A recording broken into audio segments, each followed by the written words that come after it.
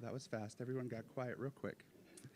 Good morning and welcome to the second annual Pride Not Prejudice conference. My name is Adam Larrabee and I have the distinct honor of serving both as your LGBTQ subcommittee lead through Healthy Lee and as your keynote speaker today.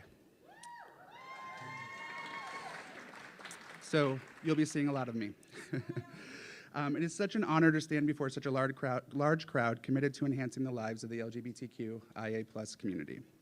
I'd like to begin by thanking our generous sponsors, Kids Minds Matter, Lifescape Integrative Therapy, Visuality Incorporated, Calusa Recovery, Elite DNA, Park Royal Hospital, White Sands Treatment Center, Acadia Healthcare, Salis Care, Can Community Health, and the McGregor Clinic. These community allies made it possible for us all to be able to come together today and discuss the best, most inclusive practices for working with the LGBTQIA+ community. So let's give them a round of applause.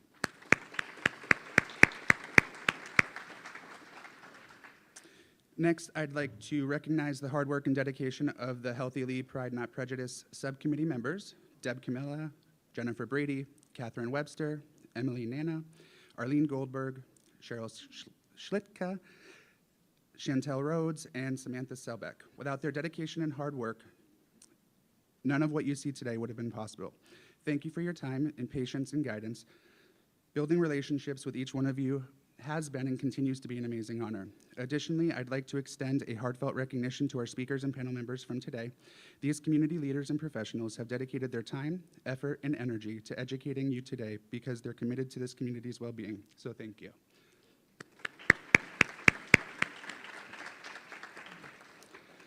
Lastly, I want to thank you all for being here today, in person and virtually, to learn more about the LGBTQIA+ community and how we can become more inclusive in our practices. Our speakers and panel members today all hail right here in Lee County. Our vendors are also located here in Lee County and offer services geared towards supporting the LGBTQIA+ community locally. Before we kick off, I'd like to share a few important details. We will hold off on any questions until after each speaker. There are index cards placed in front of you at each seat to write down any questions that you may think of during the duration of the program. Each speaker will be part of a panel discussion at the end of the program, and at that time, we will collect the index cards to ask the panel. Also, just so everybody here is aware, in order to get your CEUs, you are going to want to stay to the end of the program, and there will be a survey that you'll put your license number in on to be able to get that accredited to your account. As some of you may already know, or maybe you don't know, and I'm educating you already, today is the anniversary of the Stonewall riots and the first Pride March. We chose this date to commemorate the brave and tireless efforts of those who have fought and continue to fight for equality, which is the perfect segue to our first guest speaker and moderator, Alyssa LeMay. Alyssa is a comedic Broadway-belting, bingo-calling alter ego of Andy Spalding. Originating from Canton, Ohio, Andy is a graduate of Ashland University with a bachelor's degree in music education. After 4 years of teaching in public school, Andy moved to Fort Myers, Florida in 2011. After 8 years as director of 2 early childhood centers, the choice was made to pursue drag as a full-time career.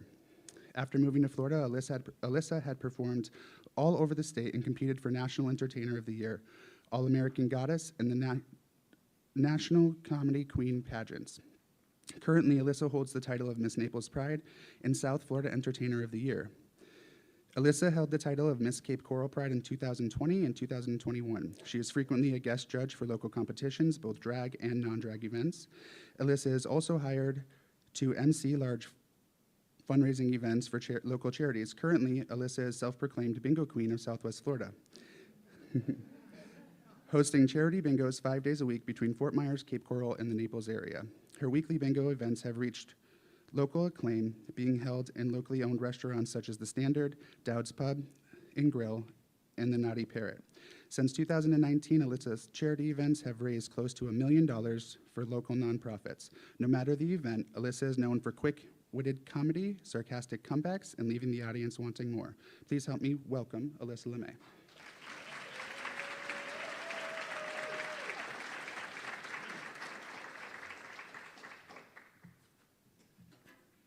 There's so many mics up here. Good morning. My name is Alyssa LeMay. You may recognize me from such Dave Elias articles at... No, I'm kidding.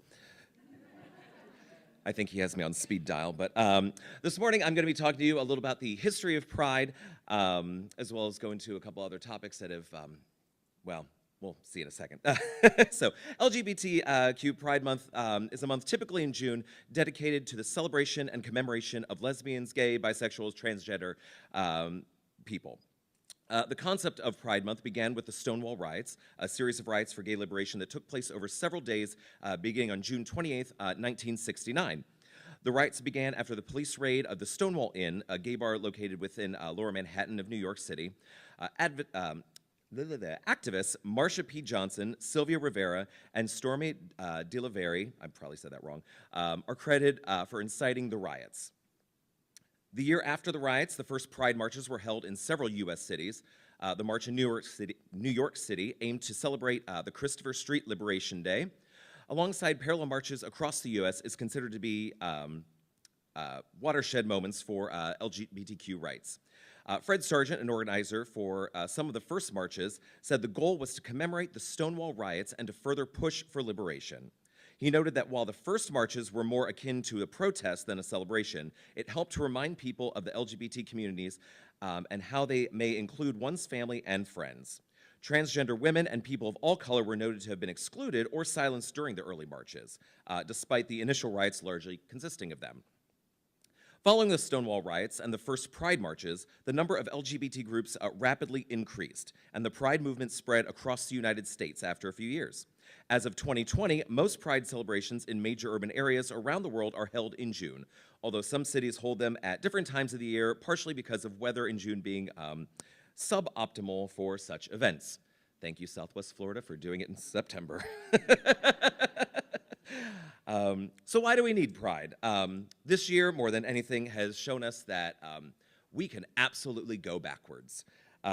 Pride is to remind us of where we came from. Pride is to remember the fight and the struggle of our predecessors that went through, or what they went through, so we can openly be who we are. As we've seen in the last few years, legislators have been working tirelessly to push us back into the closet and out of public view. Under the guise of protecting our children, exactly, yeah. Yeah, nothing about guns, but okay. It's been a year. Wiping out any talks of LGBTQ plus history from public schools. And a side note, I'm not trying to lessen, obviously, the wiping out of all other marginalized people, but for the sake of today. Where am I? Oh, this isn't the first time in Florida that our community has been targeted as indoctrinating the younger generation. In the 1960s, the Johns Committee had for several years conducted witch hunts for homosexuals in public schools, universities, and state government agencies, believing that they were part of a communist strategy to subvert the American way of life by controlling academic institutions and by corrupting the nation's moral fiber. By publishing its findings, the committee hoped to persuade the legislature to enact comprehensive anti-homosexual legislation and to shock Floridians into accepting its program. Sound familiar, huh? The Johns Committee created Homosexuality and Citizenship in Florida, also known as the Purple Pamphlet. It was an anti-homosexual propaganda pamphlet published in January of 1964 by the Florida Legislative Investigation Committee of the Florida legislature, which was led by State Senator Charlie Johns. The report viewed homosexuals as the carriers of degenerative diseases and posed a greater menace to society than child molesters. The committee expected readers to select a theory conforming to its very own views. And the pamphlet portrayed gays as sex fiends who spend every free moment searching for anonymous partners, recruiting youth, or transmitting venereal diseases. So, does this sound familiar?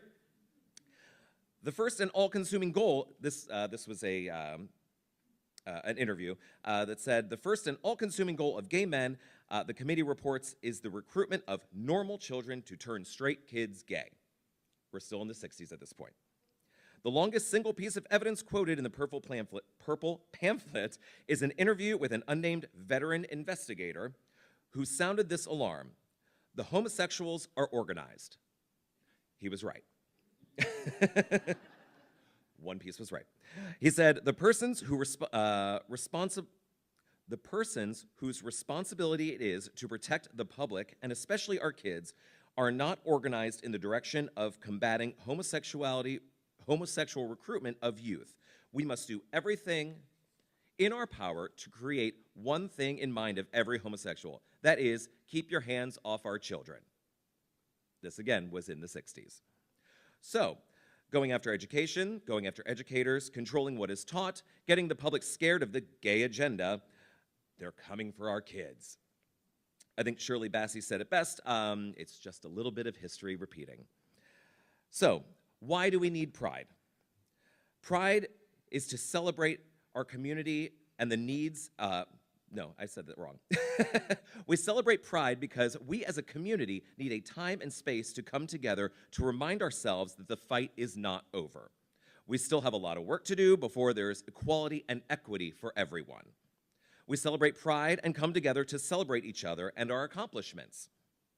And last but not least, we celebrate pride so we can show others in our community that there are people who love you, that you have friends, you have allies, you have a chosen family who love and support you. Thank you.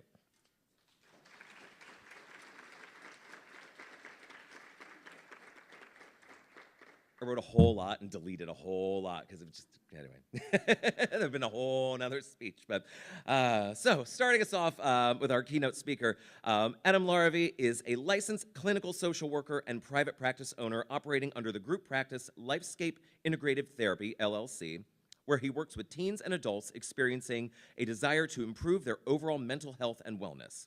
Adam is a board-certified transgender care therapist, certified clinical trauma professional levels 1 and 2, certified addictions-informed mental health professional, and MDRA, I said it right? Yeah.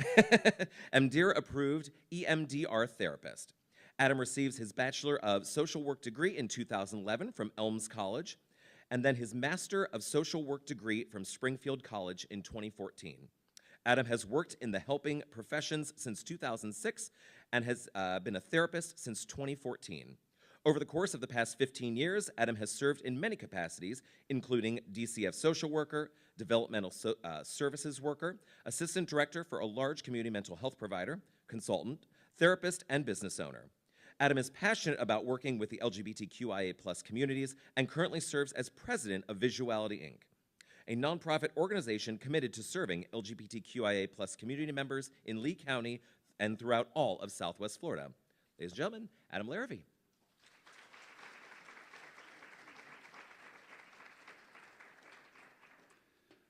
All right, and I don't want to stand up here, so let's see if we can do this. I'm going to put on the lapel mic here. What I'd like to start with real quick is we're going to do a little bit of an activity, but what I need is for everybody to count off. So maybe starting over here, if we could just start with 1 and count forward.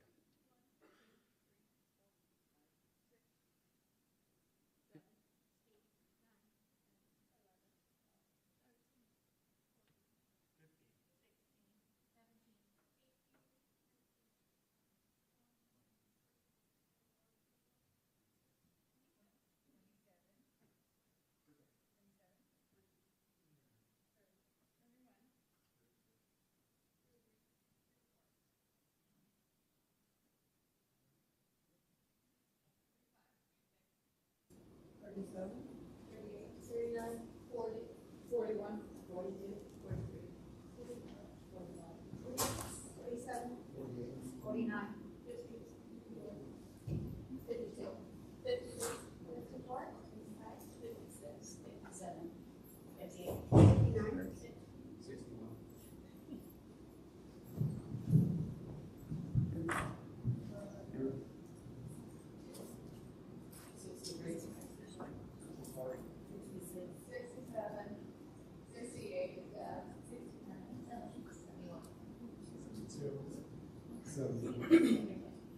After that? 76, 78. 84, 85, 86.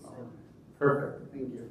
All right, so we're going to review some statistics, but before we do that, just keep an eye on your number and remember that for me. Um, so I think before I present, I'd like to kind of review just about who I am. And this is an activity that I actually do with a lot of the youth that I work with, and it may be a activity that you'd like to do for those of you who work with teens. So we do a lot of talking about labels, right? Because our labels kind of define who we are, where we come from, and our worldview. So some of the labels that I choose to wear are, first of all, social worker. So I am a social worker. I have a master's degree in social work. I am a therapist and a licensed clinical social worker. In order to be competent as a social worker, we have to identify as social workers, right? So that's rule number one. As I said, I'm also a therapist and business owner working at Visuality and at Lifescape Integrative Therapy. At Visuality, I'm president. I've been on the board since 2001 there and was elected as president back on December 31st. We just opened a LGBTQ center in downtown Fort Myers, so if you guys haven't had a chance to come by and see us, please do so. We're pretty excited about that. I am also a son, a brother, and an uncle. I identify as a gay man. I'm also a Christian. I am a cis man, and my pronouns are he, him, his.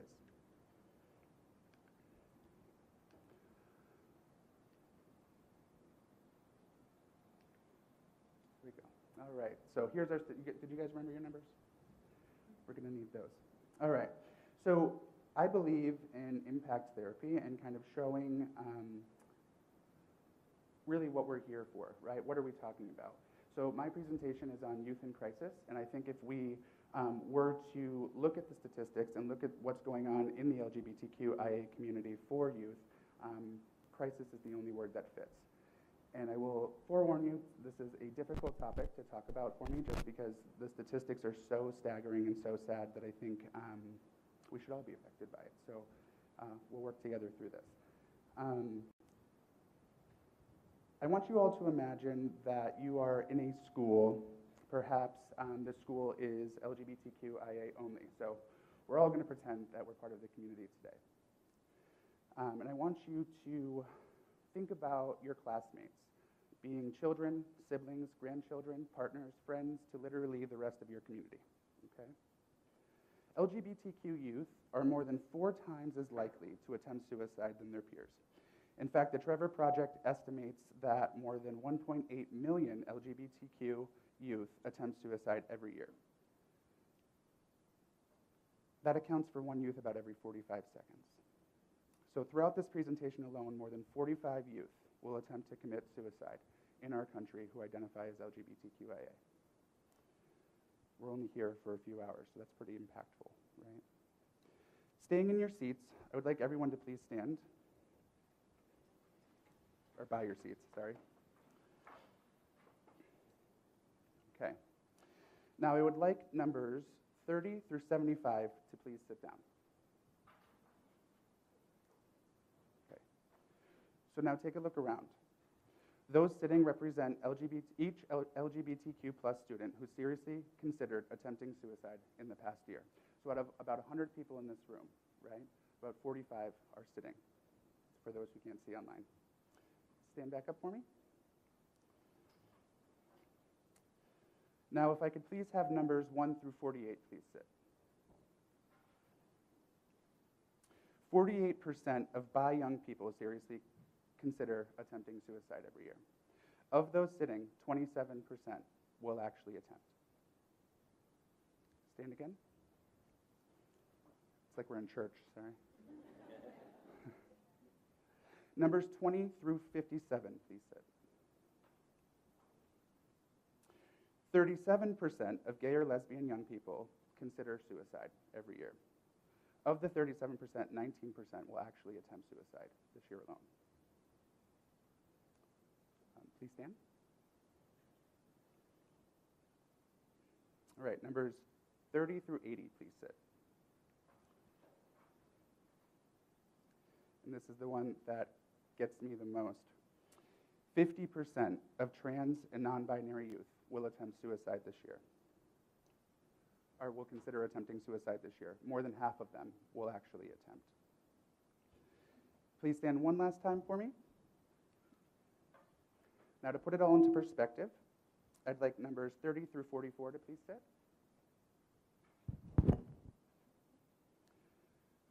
these individuals represent our straight youth, okay? 14% of straight youth will consider suicide, seriously consider suicide this year, and 6% will seriously attempt. So, and everybody, you can sit now, thank you. I bring these statistics because when we talk about what is the importance of an event like this, right? Why are we here? What are we talking about? As you saw from those numbers that were sitting, we have a mental health crisis on our hands, and the people in this room are responsible for fixing that, right? It's our job to figure out what this community needs, how to better educate ourselves and develop more inclusive practices to meet the needs of that community, and to get these statistics to reduce, right? That's how this whole conference came about. Megan and I from Park Royal were talking 2 years ago about what we were passionate about. And one of the things that I discussed was the fact that when I started in my degree program back in 2007, the statistics were actually better than they are now, right? So they've gotten worse over the last too many years. Think about that for a second. So where are we failing? I hear lots of different things that come up, right, from mental health providers, like, oh, I'm not sure if I'm qualified to work with the LGBTQ community. I'm not sure I have enough cultural competence to work with the LGBTQ community. What kills me is that being LGBTQ isn't what drives these numbers.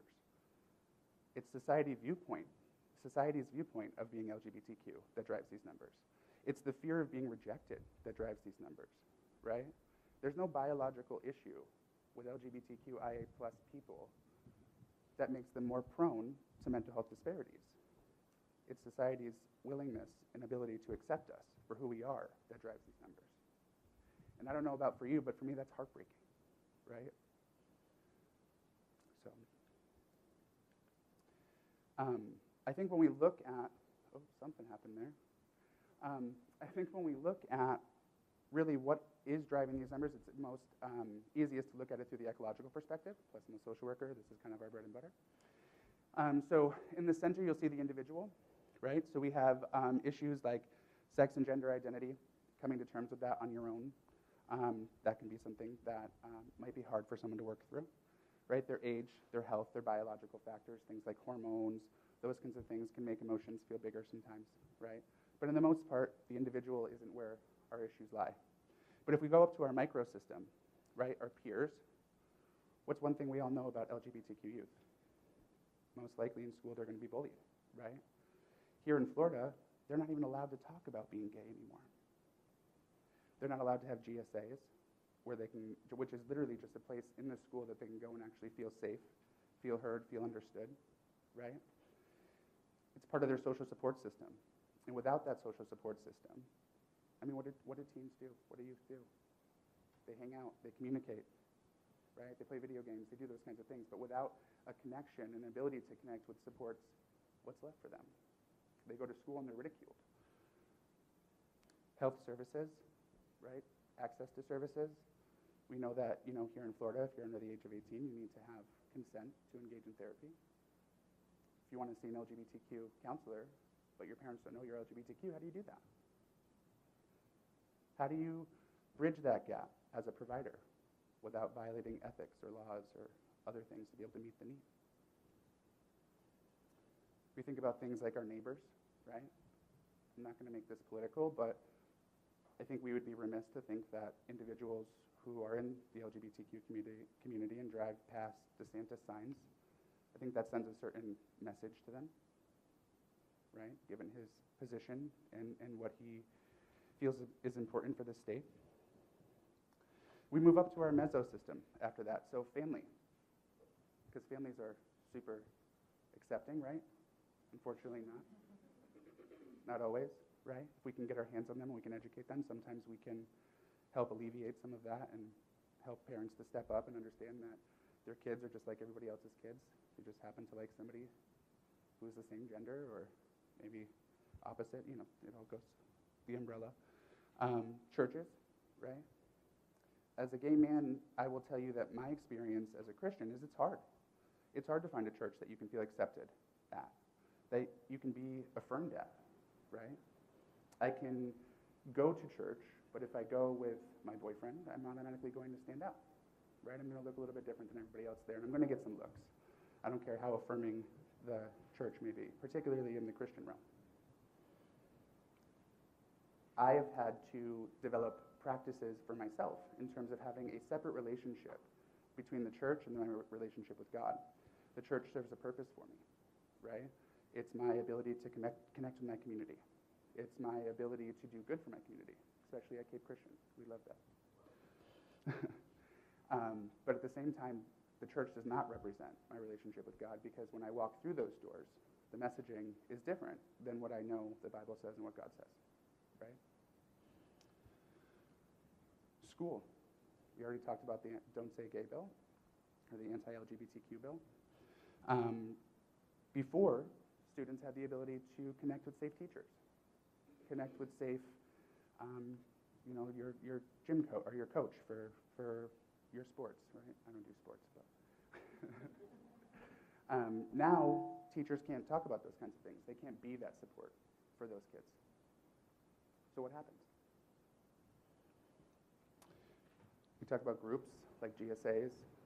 I think one of the reasons why you'll see at Visuality we have really geared up programming is because we know the number one thing that is important for people in order to keep them safe and to keep them stable, right, is to have connection and to see other individuals like themselves, right?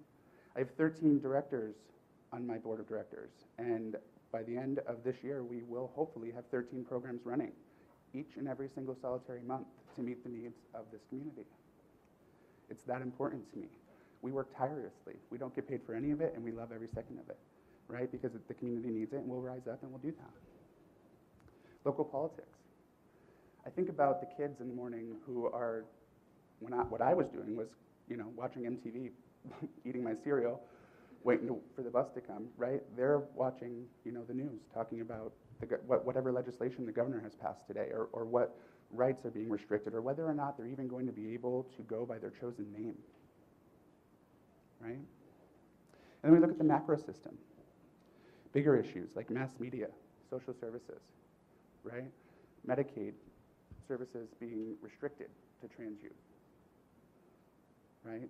Providers being forced to have to choose, do I follow my ethics or do I follow the law? Right? And that's a very individual choice.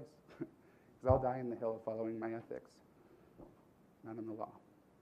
Right? But that's for me. And I hope one of you guys will bail me out if it ever happens. Right? Community. How do we build community in a community that doesn't want us here, or doesn't feel like they want us here? How are we going to improve these numbers if there's not a safe place for people to go? I was at an event the other night. My partner and his sister were there. And it breaks my heart because his sister was actually afraid that she was going to get shot just from being there.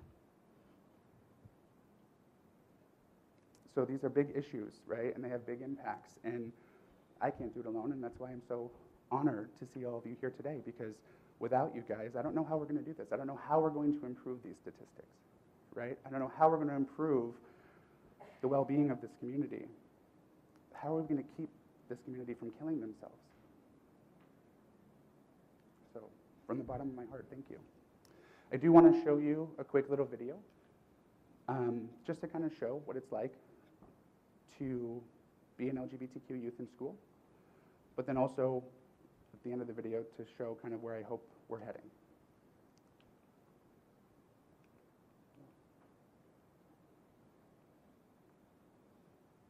Bought like 50 albums this week before the tickets. Oh, okay. So, we're alone now. Come on, there's people around. There's nobody around. Come on.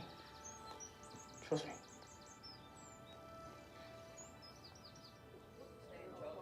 And secondly, and then Mr. Killer pulls up in the car.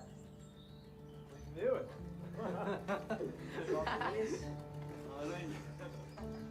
Is that bored, is it? None of your business who it is, right? Bag is a kiss.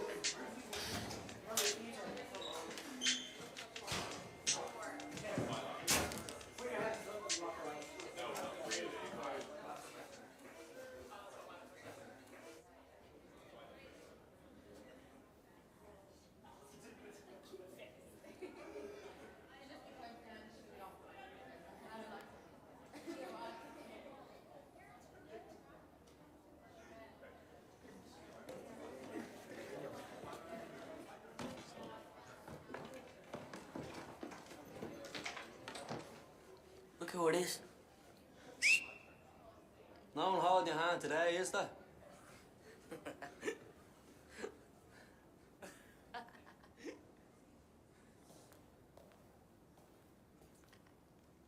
I'll hold your hand.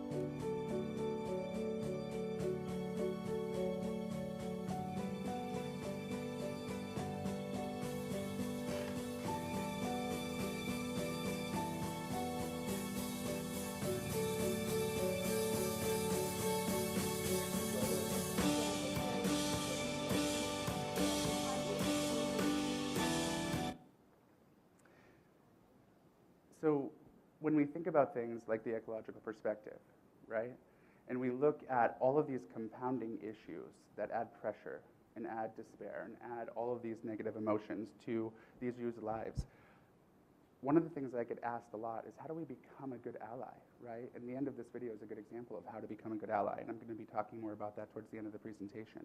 But I hope that this gave just somewhat of an idea, right, of what this looks like for our youth, right? And some of them, maybe they're not getting caught around the corner holding hands with another boy, right?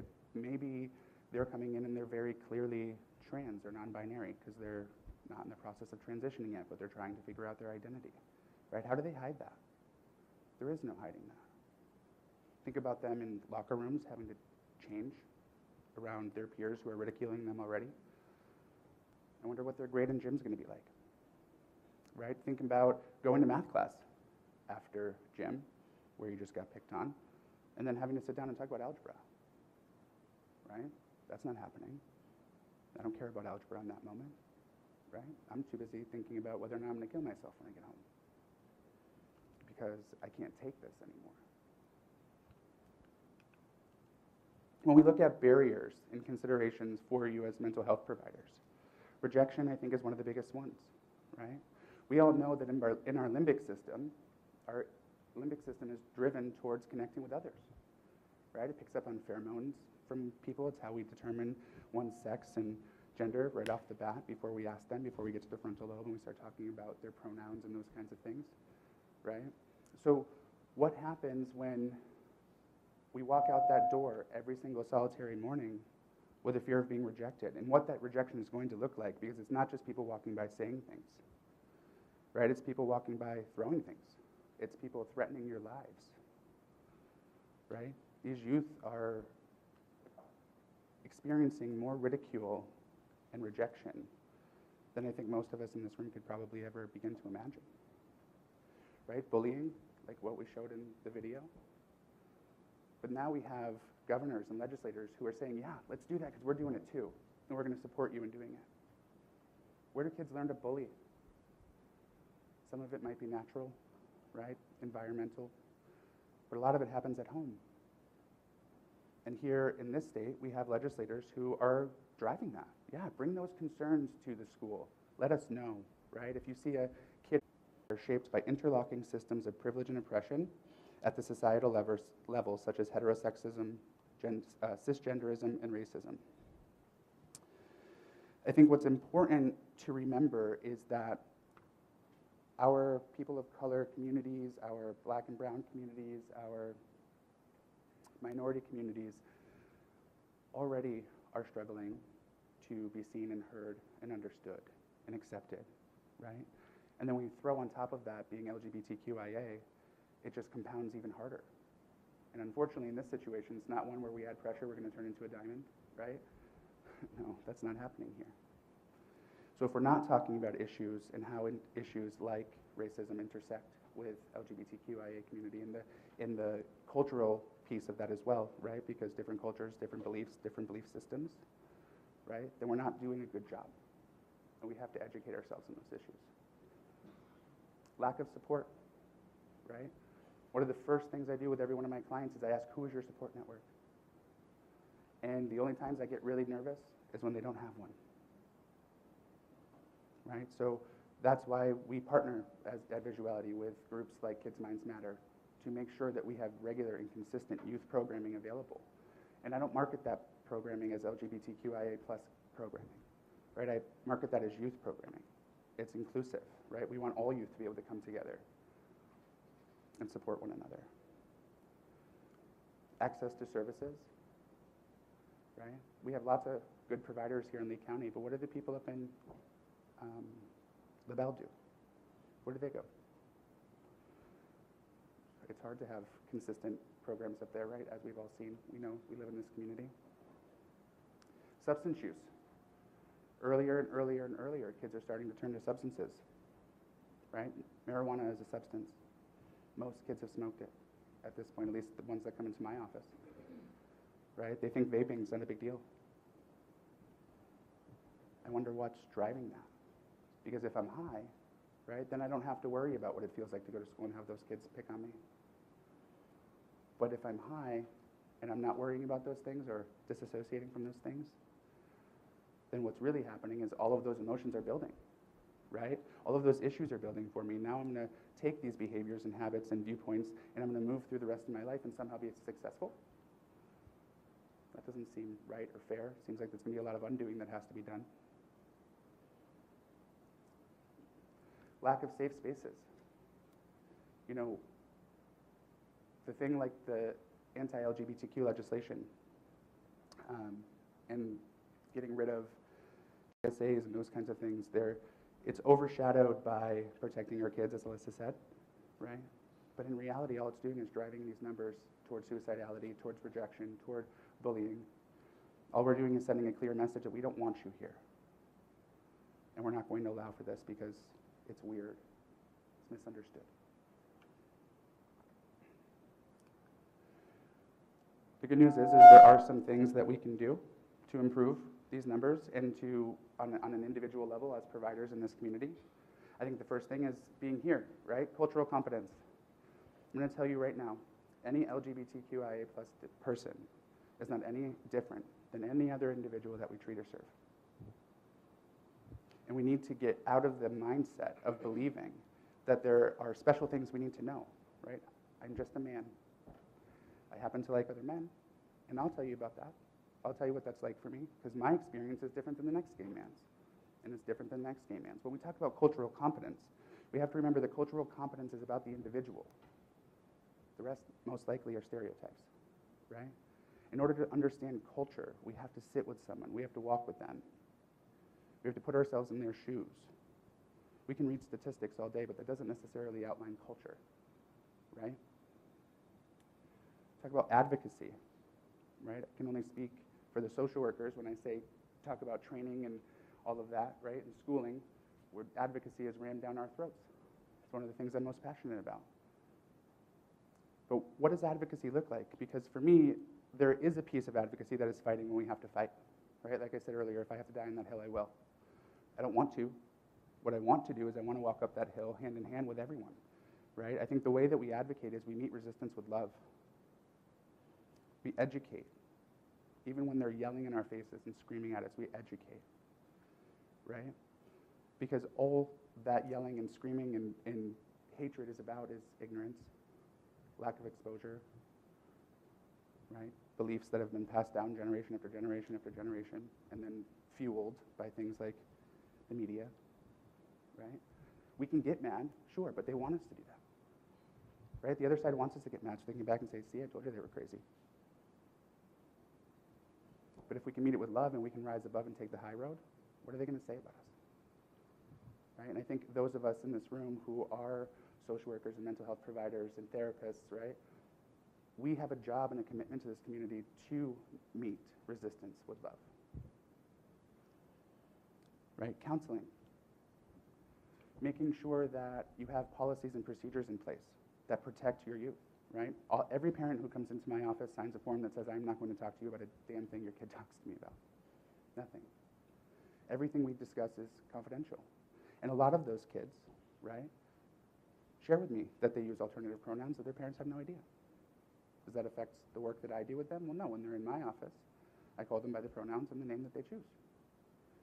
We integrate things like, is it a good time to talk to our parents? What are the barriers to talking to our parents? Right? But having all of that outlined in your informed consent right off the bat so that parents can't ask you questions about those things. Protecting the youth in that way, because that's our job as their advocates and as their therapists, right? Creating safe spaces, right? Offering any sort of alternative GSAs, right? Because the schools aren't going to be able to have them. Arlene and I were talking earlier about the fact that visuality is probably going to start a GSA for all of Lee County, and that we want to have it on a regular and consistent basis where students can come together at our center, right, and have a safe space after school. Maybe we can secure transportation to even help them get back and forth, whatever we need to do. We'll rise above and we'll do it.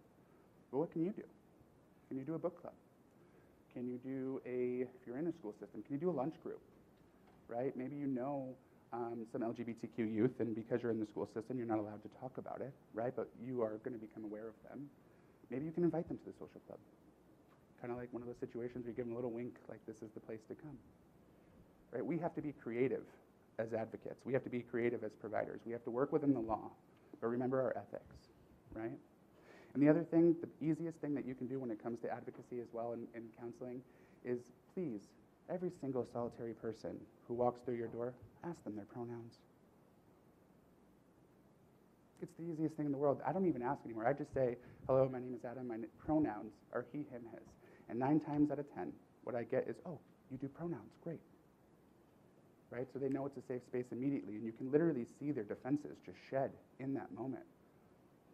The statistics say that most teens, if they could have just one safe person, and you could be that safe person, the rate of suicidality will reduce by more than half. Think about the impact. We did that impact therapy exercise earlier.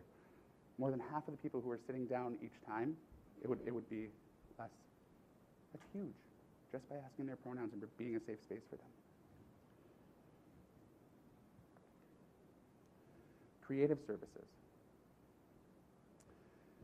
I don't market myself as a transgender care therapist to teens, right? But somehow I get a lot of transgender youth.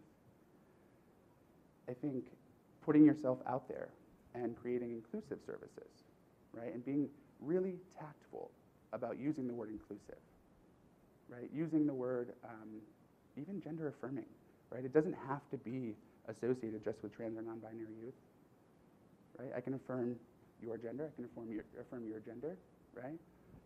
Regardless of what your cisgender is, I ask you what it is and I affirm it. How can we create more opportunities for kids to connect? I think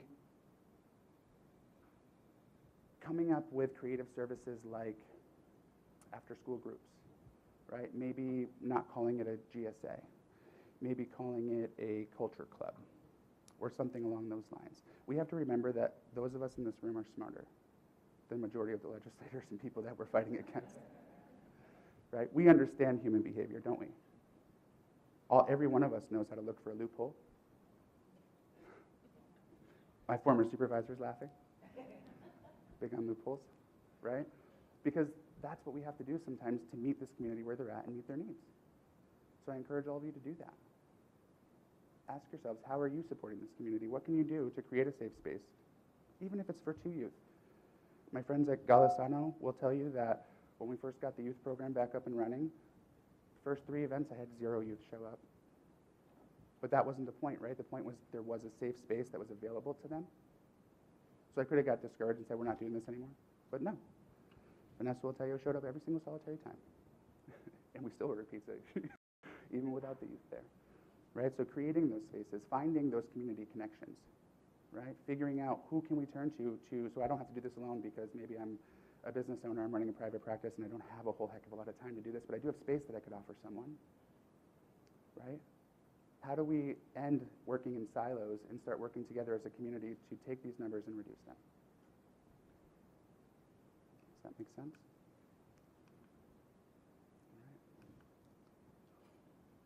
All right. That's it for me.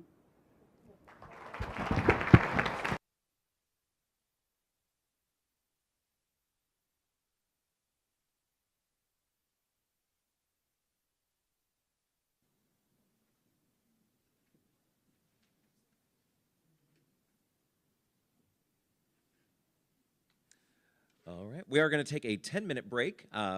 Snacks and coffee and juice are still over there. Check out all of our vendors here today. Restrooms are outside. We'll see you in about 10 minutes.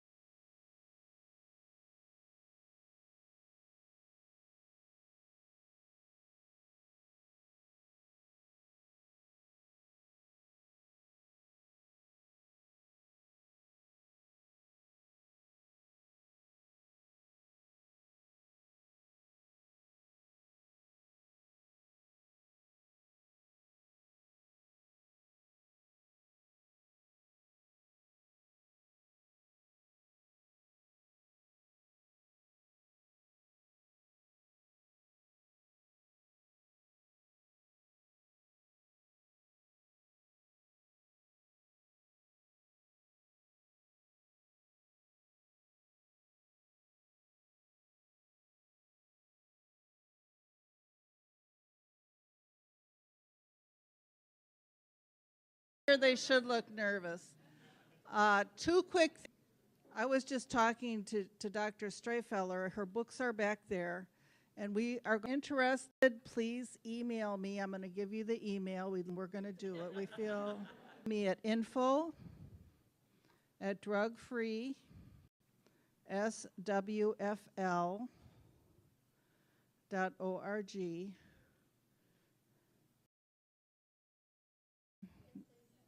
I have to remember it again. info@drugfreeswfl.org. And we're going to read a book clubs. I'm confident that this can help you in your practice, and I'm really confident that it can help you in your personal life. So thank you, and believe it or not, I'm done. Now that wasn't so bad, was it? I mean, I step up to a microphone, everybody gets nervous.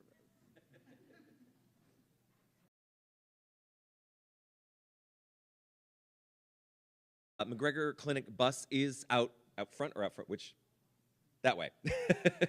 I still don't know which out front is. I don't know. Speakers. Our first one, Emily Nana. She, her pronouns, is the Assistant Director in the Office of Institutional Equity and Compliance at Florida Gulf Coast University. That is a mouthful.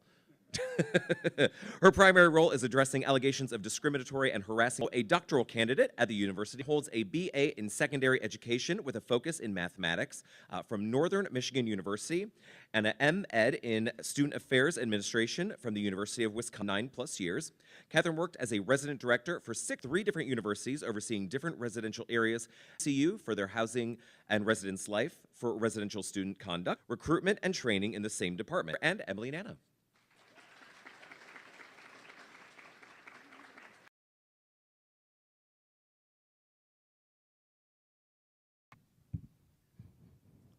I think her and hers, and I am an investigator. She, her, hers, and I also work at FG. So went a little bit more in depth for us there, so we probably won't do for LGBTQ plus and mental health, how to incorporate allyship, and then some information about employment rights and some things that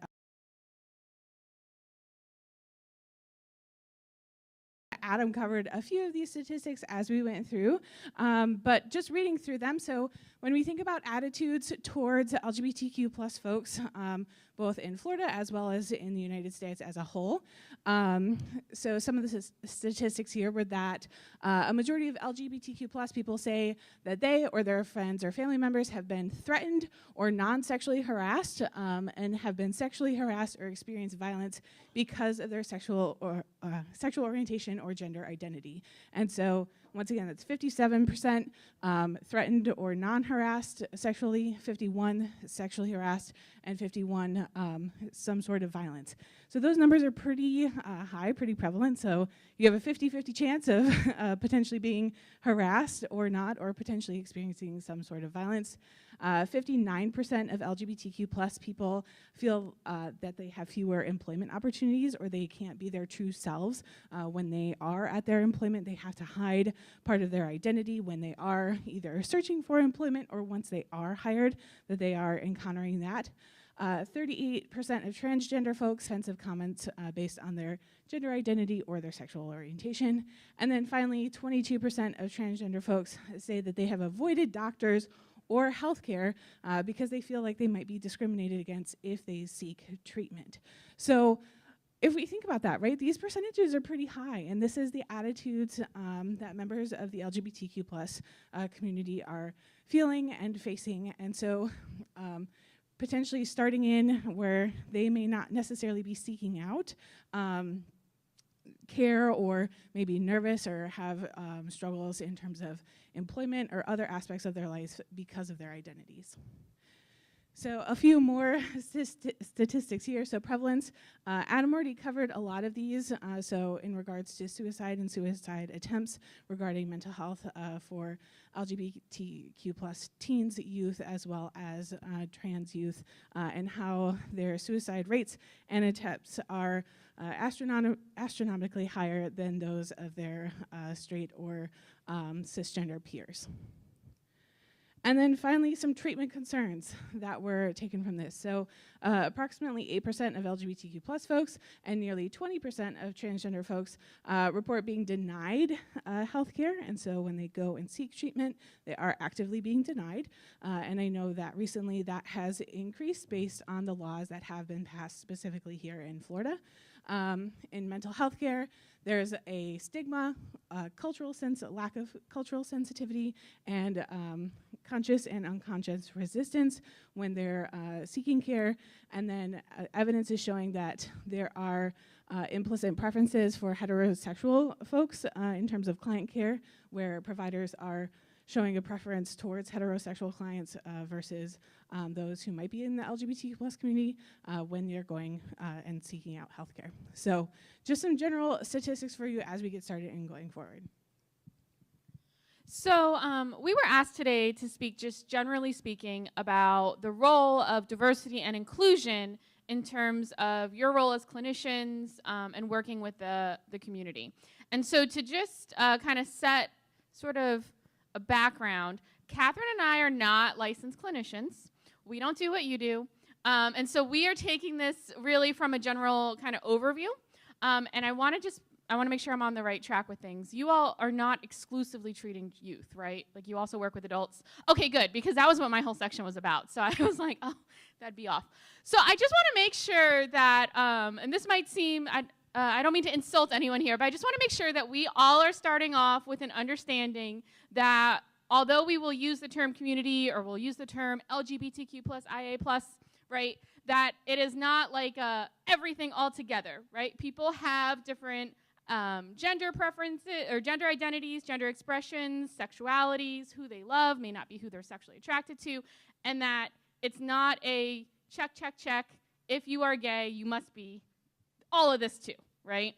So one of the ways that we have chosen to sometimes help people on our campus understand this is the Gender Unicorn. The Trevor Project also has a spectrum chart that they use. But just to make sure we're all clear, gender identity and gender expression, we will use them interchangeably, but person's sex and person's gender, who they love, who they want to have sex with, all can be fluid, right? And so it's not a if this, you must match the rest of it. It's not a crossword puzzle, okay? So when we think about issues of diversity and inclusion, I want to also go ahead and set the stage that that is broader than what we're required to do in terms of equal opportunity under federal law. And it's really about thinking, what is it we're aspiring to, right? What are the goals we want to set for our communities, for your practices, for the people that we live and work alongside? And so I'm sure you all are familiar with the idea of an iceberg identity, but when we look at a person, we may see certain things, right? So when you look at me, and it's okay, you can make these judgments.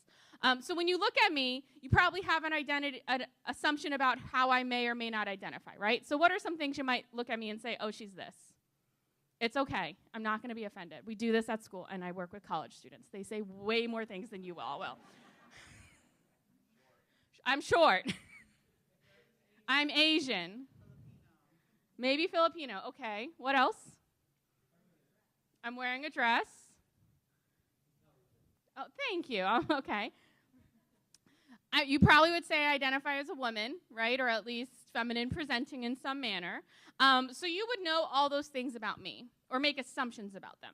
And the things that you assume about me may or may not be correct, right? So I think I heard someone say, oh, she's Filipino. I'm not, but that's fine. That's cool. Like, I can roll with it. But there are also things about me that you wouldn't know without getting to know me. And so what we encourage our folks on campus to think about, and what I'd encourage you all to think about, is while you're doing this to your client or your prospective client, they're doing the same to you. They're judging you the moment that they first look you up, whether that's on your website, or I don't know if y'all have Instagrams, or if it's in person, whatever it may be. And so we might make assumptions about language, race, gender, right? Certain behaviors or actions we may take may convey something. But there are things about a person that we don't get to know until we talk to them one-on-one. And so just keep in mind it is a two-way street. Just like they make those first judgments about you, there are also things they won't know about you until they get to know you. So things like ability or disability. Some are visible, some are not. Life experiences, religious or political beliefs, cultural values, all of those pieces take some time to get to know, and we don't know about them right away. And so there's the 7-11 rule, which says that people will make 11 decisions about us within the first 7 seconds of contact. So within the first 7 seconds of your prospective client coming in to meet you, they are already making decisions, assumptions about you, whether it's accurate or not, about, and sorry, that's really small, so we'll send this out if anyone needs it, your education level, your economic level, your how they perceive you to be credible, believable, competent, and honest, your level of trustworthiness, sophistication, sexual orientation, success, political background, religious background, ethnic background, and then general desirability in social, professional, sexual manners, right? So that all is happening as soon as they lay eyes on you, and that begins to shape how we interact with each other.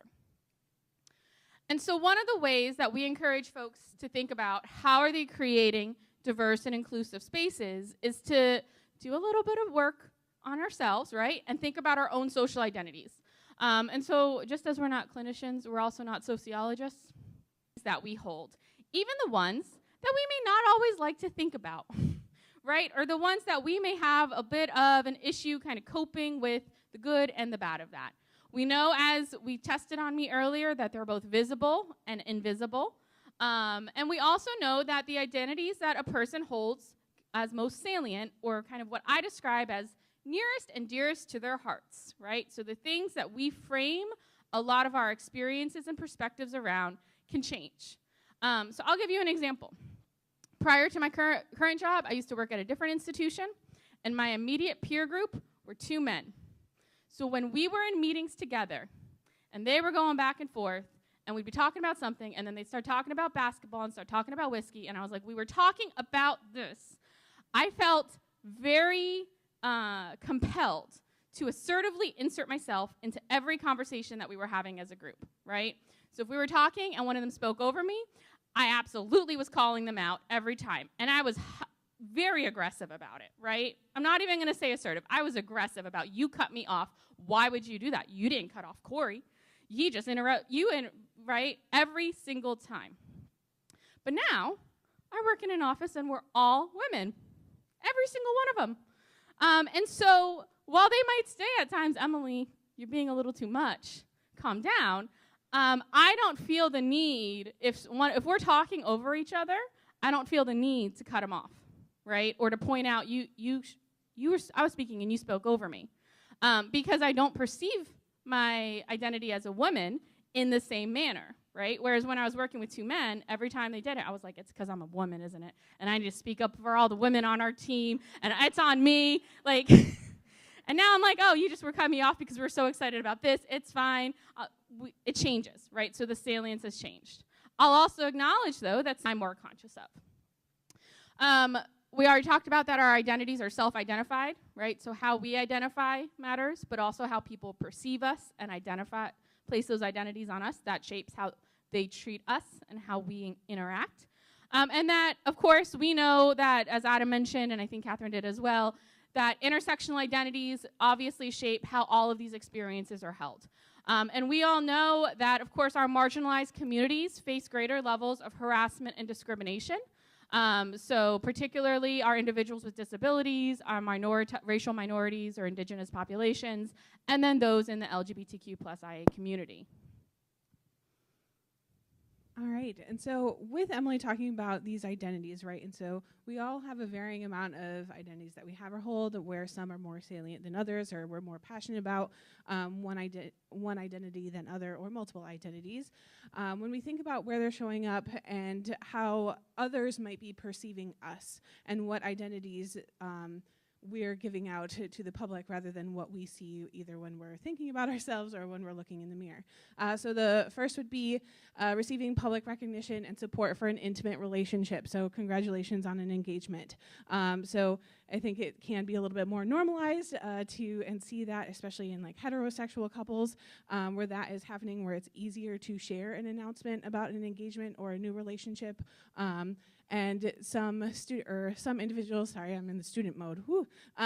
So some individuals may not feel comfortable sharing and receiving this announcement to their group or work setting, or even with you all as they're working with you. They may not feel comfortable sharing that because it's not either modeled to them, or it's not, they're not feeling safe to do so, and they're not feeling safe to identify.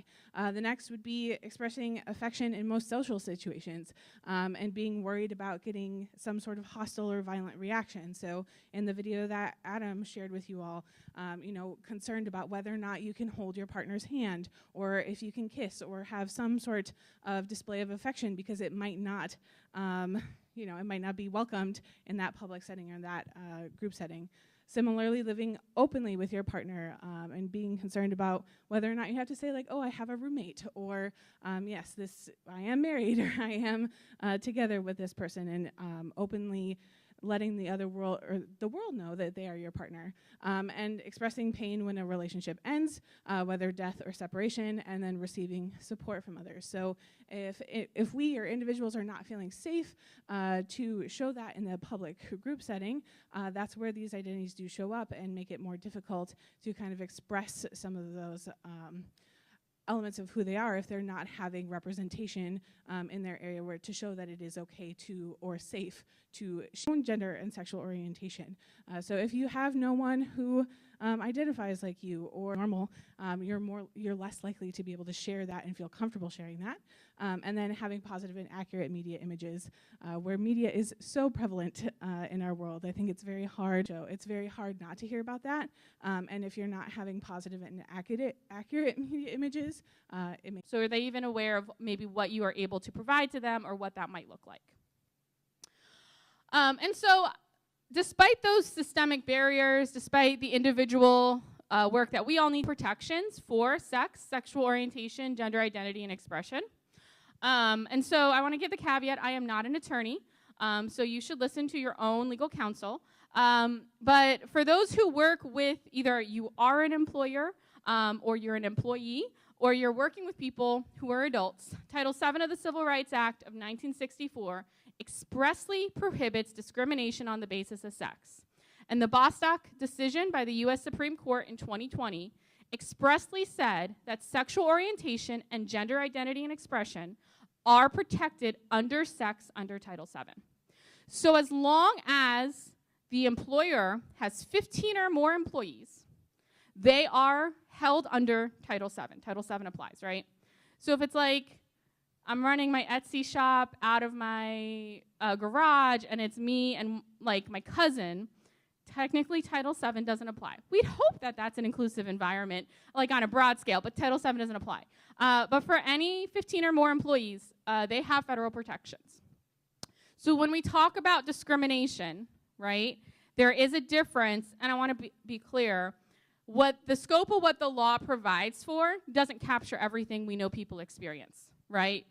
There is a gap in terms of, again, this is an EO law, this is what we have to achieve, but we know that there are other things that can shape an experience. But when we look at discrimination, in order to prove it, employee, a member of a protected class, aware of that. Is there an end? And is there a causal addressing that, I don't know that, then have to prove that they had a legitimate business purpose for their decision or action. So that's discrimination. What we tend to see more often in our context, and again, we are mostly work conduct. So unwelcome does not mean intentional or unintentional, right? Am I moving too close? I'm probably doing something. Unwelcome means it was unwelcome. It doesn't matter that Catherine did or didn't mean to offend sex based on sexual orientation, based on gender. Is it severe or pervasive? And then does it in some way create a hostile working environment? Does it create an offensive environment? Does it limit their ability to perform their job? Does it create a space where they are unwilling to participate in certain tasks, something like that. That's how we look at harassment.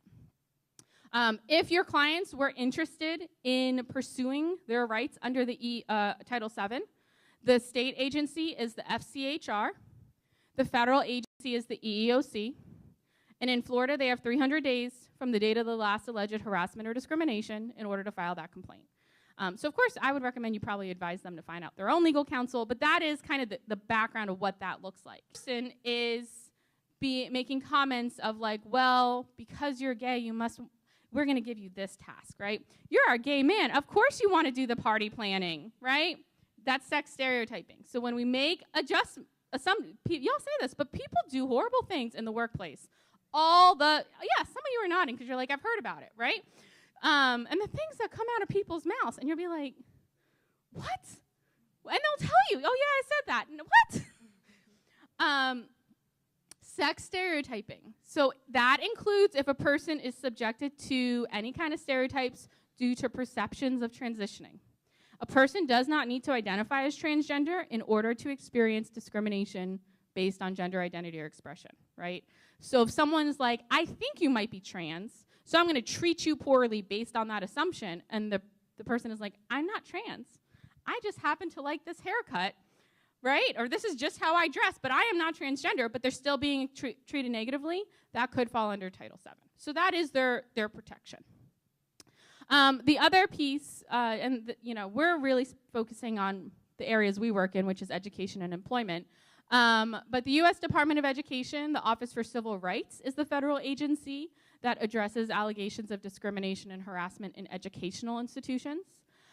They have several things in the cooker that we will see how that changes our legal landscape over the next couple months. So they have 2 proposed rules out right now regarding Title IX in educational institutions. So the first one is, I know it applies to higher ed. I didn't read if it applies to K-12. But they currently have a proposed rule out about transgender student participation in athletics, which, as the proposed rule currently reads, says that there cannot be blanket bans, right? So you can't do an individualized assessment for each participation. We'll see what the final rule ends up looking like. The proposed rule is just what they're saying they want the law to be. It's not yet finalized. The second proposed rule is on sex discrimination. And so should this one go through, it will roll back and kind of get, I think, take away some of the restrictions on Title IX that currently exist from the Trump administration. It also will provide some pretty extensive protections explicitly for pregnant parenting individuals and pregnancy-related conditions.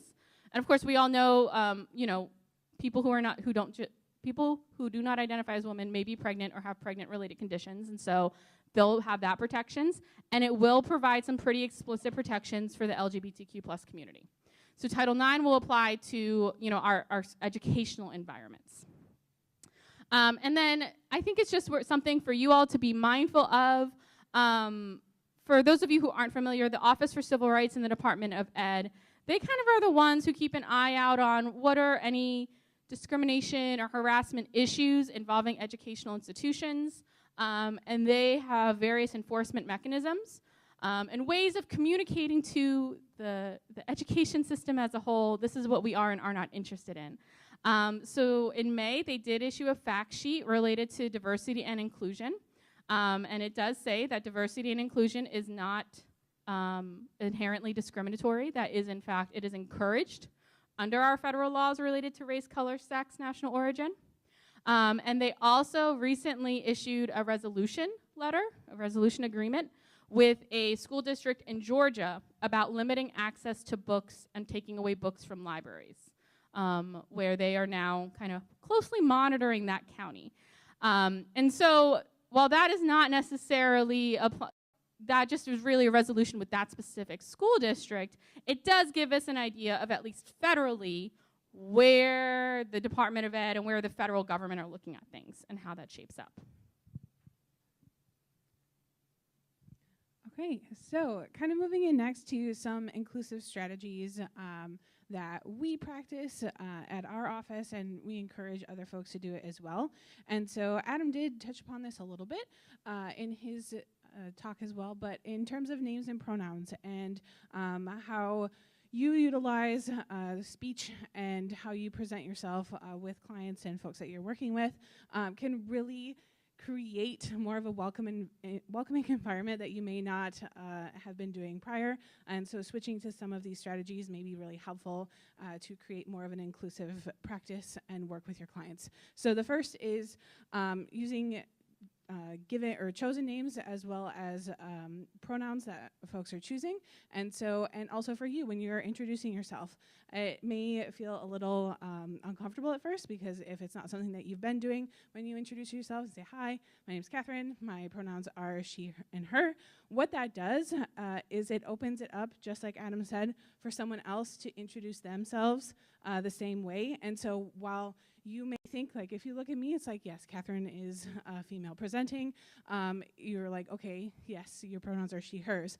But for someone else seeing that, they will say, like, okay, yes, this is a space or an environment where I can also do that, and then make that a little bit more comfortable. And it also opens it up so you don't necessarily have to ask that if you're not feeling comfortable asking what someone's pronouns are. If you introduce yourself with yours, that opens up the window of opportunity for someone else to do that. When you're meeting individuals, opening up with more get-to-know-you surveys or welcomes, I'll talk about this more in a second on another slide, but making sure the questions that you're asking on get-to-know-you surveys are a little bit more inclusive. So if you want to add gender or sexuality to your intake forms, or saying, like, do you feel comfortable identifying this, what your sexuality is, what your identity is? So that way, when you're doing those forms or looking over incoming clients, you have that information already ahead of time to know.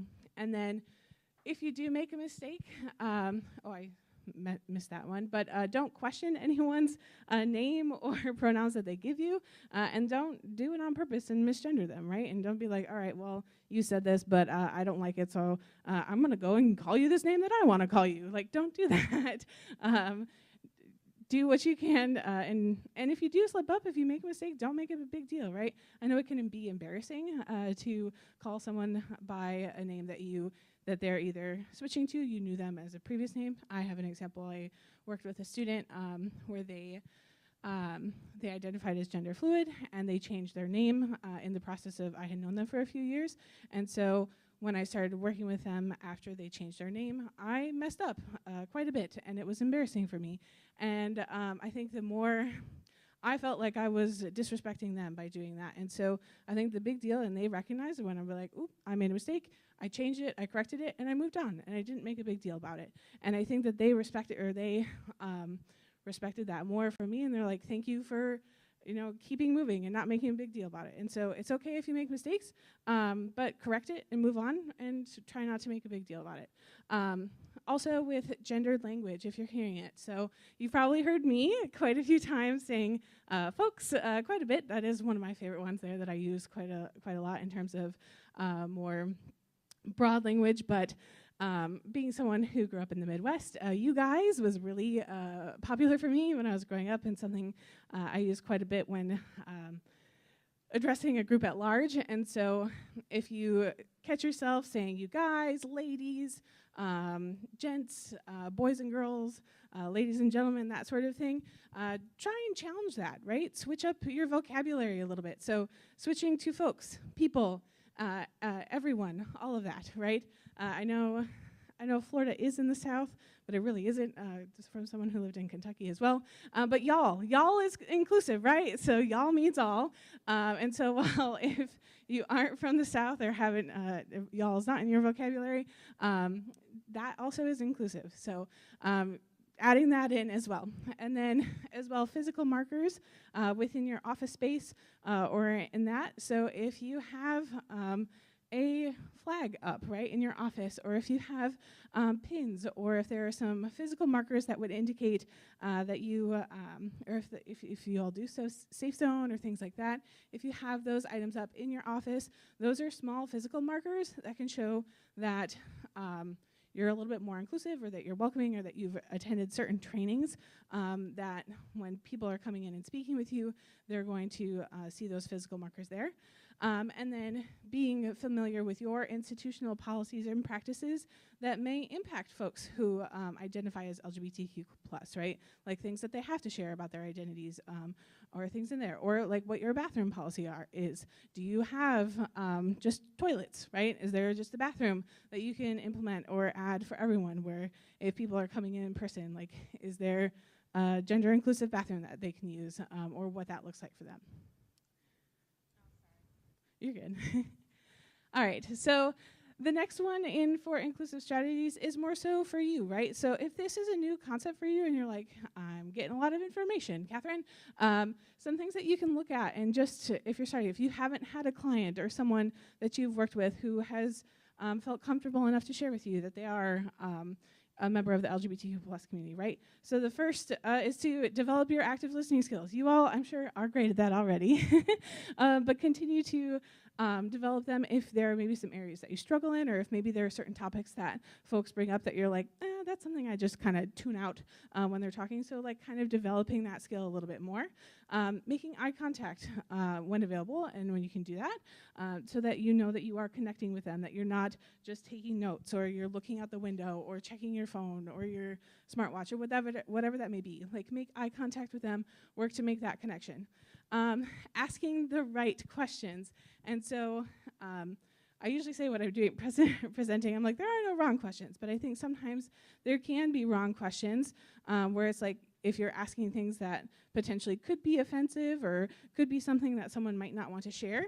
So potentially looking into making sure that if there are questions that you probably just shouldn't ask unless someone else brings it up, and then you can ask them if they feel comfortable talking about that. So learning a little bit more about the right and the wrong questions to ask folks, and then having an open mind. And so if this is not a topic that you are as familiar with, doing things, attending today's session and is a really great step if this is something first that you've done or you haven't done before.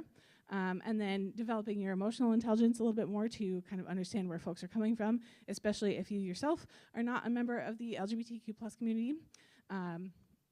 6 goes right in with eye contact, minimizing distractions, because once again, if you're meeting with a client and this client is maybe a member of the LGBTQ+ community, and just like Emily said in her identities, or maybe they've already decided, okay, I don't know if you're necessarily a member of the community as well.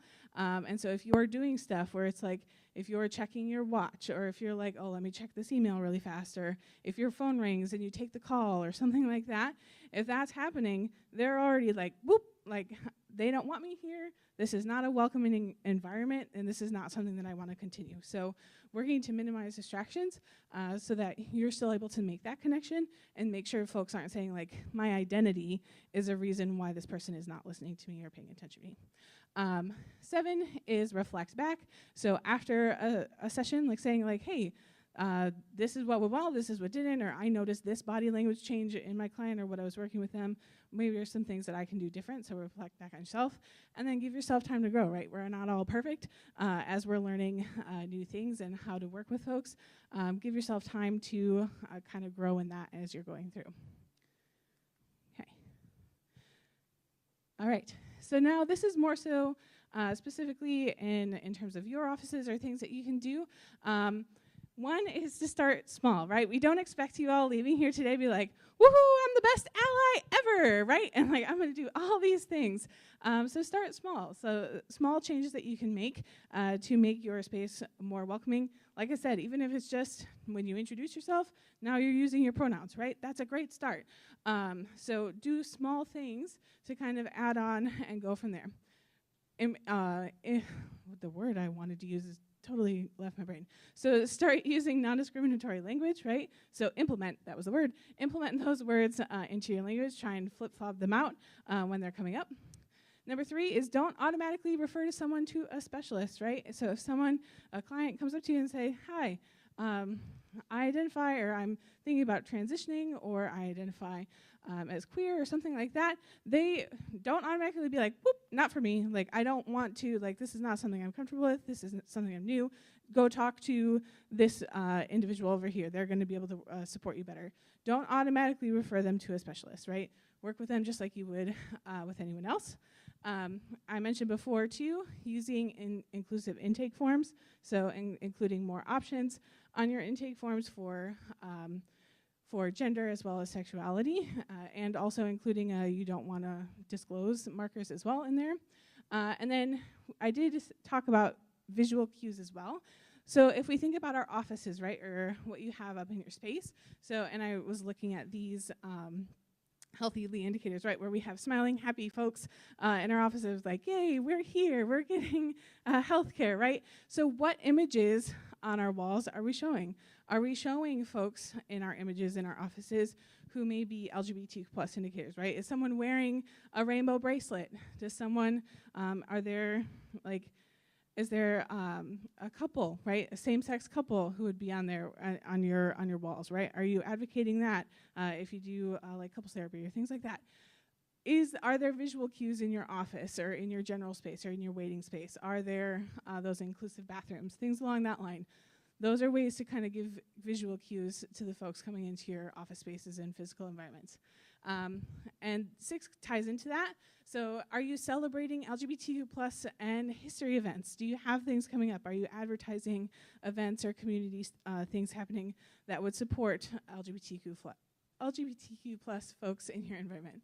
We talked about toilets, and then also your areas as well. Are you providing LGBTQ plus training for the folks in your office? Is this something that, even if they are providing it, are you attending? Are your colleagues attending?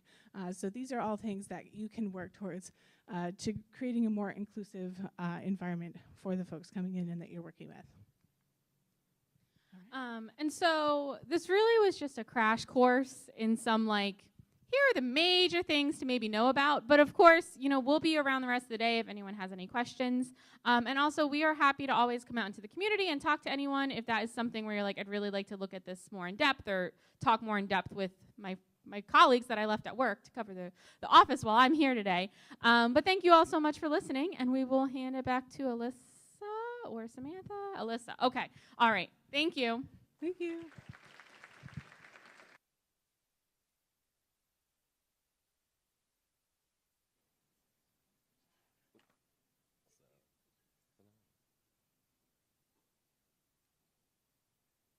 Maybe.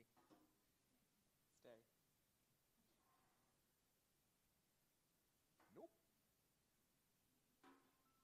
That works. Okay. I don't want to break anything. I'm not paying for it. I'll go on your tab. All right. Our next 3 speakers. First up, we have Arlene Goldberg. Arlene is the co-founder and executive board member for Visuality, Inc., founder and vice president of South Florida Harmony Chamber of Commerce, Inc., and on the board of directors. Arlene is an activist and liaison to the press relating to LGBTQ plus topics, a public speaker representing the Southwest Florida LGBTQ community, past member board of directors for the United Way of Lee County, past chairperson UUCFM's Welcoming Congregation, ACTS Community Action Team, initiated Hope Hospice LGBTQ Bereavement Group, steering committee for the startup of Kaleidoscope, the CARES Suicide Prevention for LGBTQ, steering committee for Pride Southwest Florida startup, steering committee for development of LGBTQ fund in collaboration with the Southwest Florida Community Foundation, reactivated PFLAG Fort Myers, previous board of directors for Pride Southwest Florida, and a member of the WGCU Diversity Advisory Group. When do you sleep? Arlene was the plaintiff in the ACLU federal same-sex marriage lawsuit that legalized marriage in Florida in 2015 and was issued the first legal document, the death certificate, for same-sex married couple in Florida and the first same-sex marriage recognized in Florida. Arlene also initiates and participates in LGBTQ panels requested by local organizations. Arlene is retired from facilities, health, and safety manager in various organizations and companies, and is currently an advisor with Engel & Volkers Fort Myers Downtown also sold me my condo. Arlene also recently published a memoir, Simple Human Dignity, which is available in the back as well.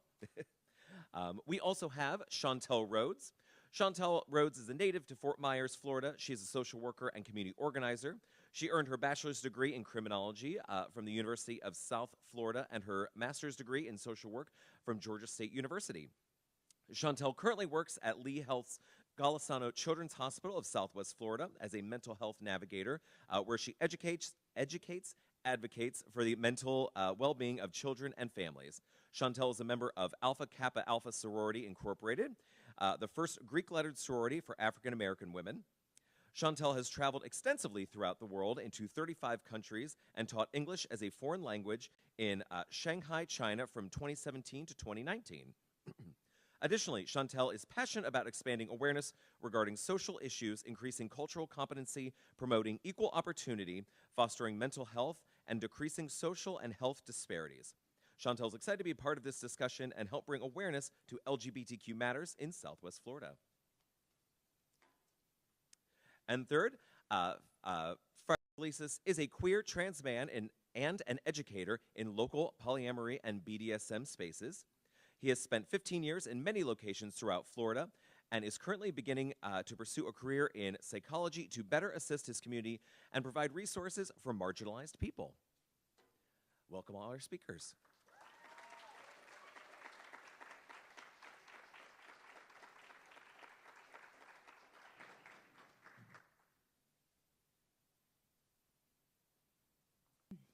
First of all, I think I'll just talk a little bit about visuality. In 2011, I got here from New York, which you can't tell, right? No. in let's see, 1989, and I was here with my partner. We've been together a very long time, and when we got here, there was nothing here for the LGBT community. The community center had just closed. A bar had just closed. There was just nothing here at all. And I said, you know, it's not even a PFLAG here. For those of you who don't know what PFLAG is, it's a national organization that is for parents and friends and for LGBT people to sit and discuss LGBT issues and talk about what they have in common. And so I said, I was going to the Unitarian Church here in town, and I asked them, can I have some space just to start a PFLAG group? So they said, sure. So started a PFLAG group, and in that group, this woman, Carrie, brought her daughter in, who was transgender. And after a while doing PFLAG, we had quite a few people. After a while, we said, you know, there's nothing else here. Let's do a community center. So Carrie and I together started to really look around town, and there actually was nothing there. And so we applied for a 501c3, the two of us, and we started a community center without walls because we didn't have a place to be. But we moved from place to place for a while, and there were times during all those years where the center could have collapsed because we were like this. Right now, we have such a strong board of directors, Adam, that that is not going to happen. And we're at the point now where we are really strong. Right? So I'm excited about that because I'm going to do this. And I'm excited. I'm going to try. So anyway, because it's just had our opening, you know, that we have a space now on 2nd Street, and we're real excited about that. So that was the background of that. I want to tell you a little something about me. Some of you may know, some of you may not know. I came here in 1989 with my partner, and we came here from New York because she had a physical problem. She couldn't take the cold. She had something called Raynaud's phenomenon. And she couldn't have feet in her hands, so we had to go to a warm place. So where do you go? You come to Florida. So we come to Florida, not looking at what area we were going to, and not realizing that this area really was super conservative. But we were in the closet, so it really didn't make a difference. We were in the closet for, I'll give you a total of 47 years. Yeah, fun. So anyway, Carol was not involved in any of this because she was very afraid to lose her job. She worked for the county, and she was just afraid she'd get fired, and she was probably right. So, and because we found out she had a disease called scleroderma. That's an autoimmune disease, and she was stressed at her job because of that, so it made the disease worse. So I eventually came out at my job because it was easy for me, but not for her, not at all. She still stayed in the closet. So anyway, let's see.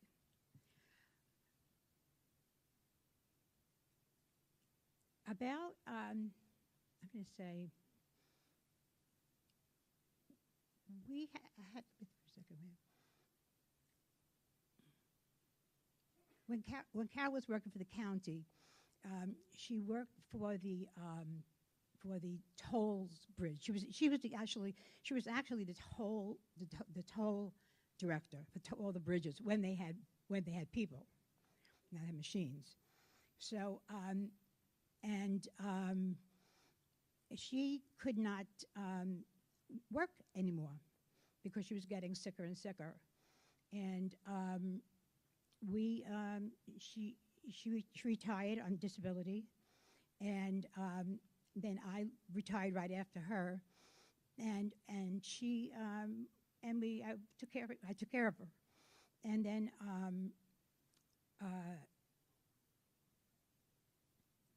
it's hard for me. And then in 2014, Carol got really sick and she passed away. And that was like 9 years ago. And until she passed away, all I did was the visuality. I didn't do anything else. After that, I came out. And I'll tell you, there's nothing like coming out. If you can, it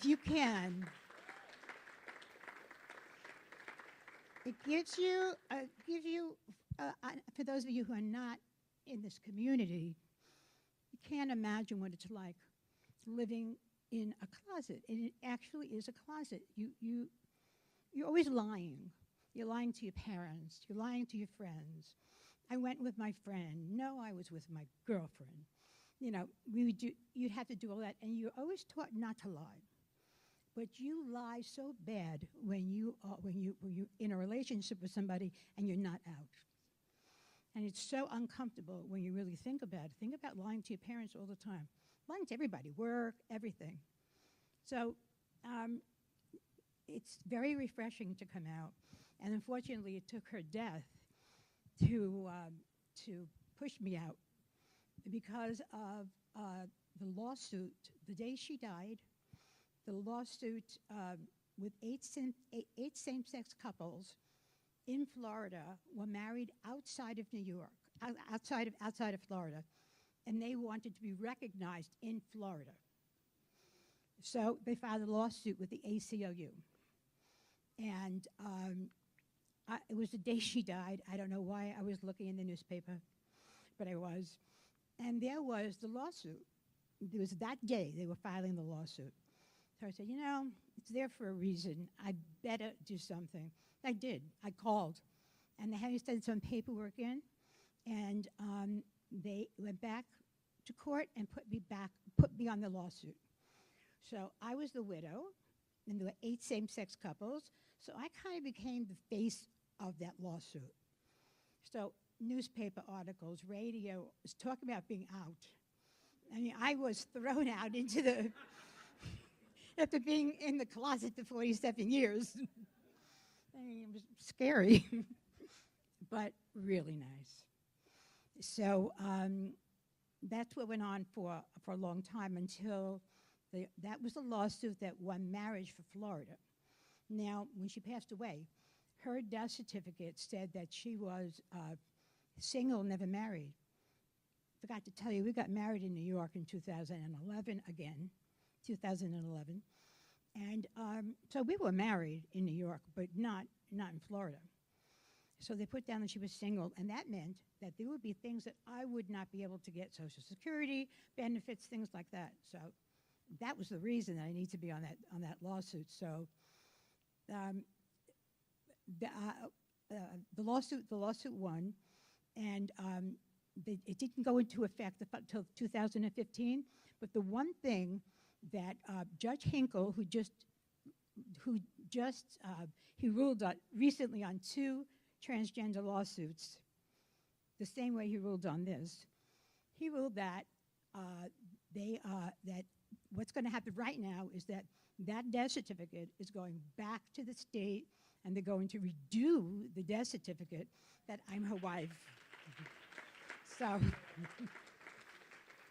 So that was good. It made a big difference.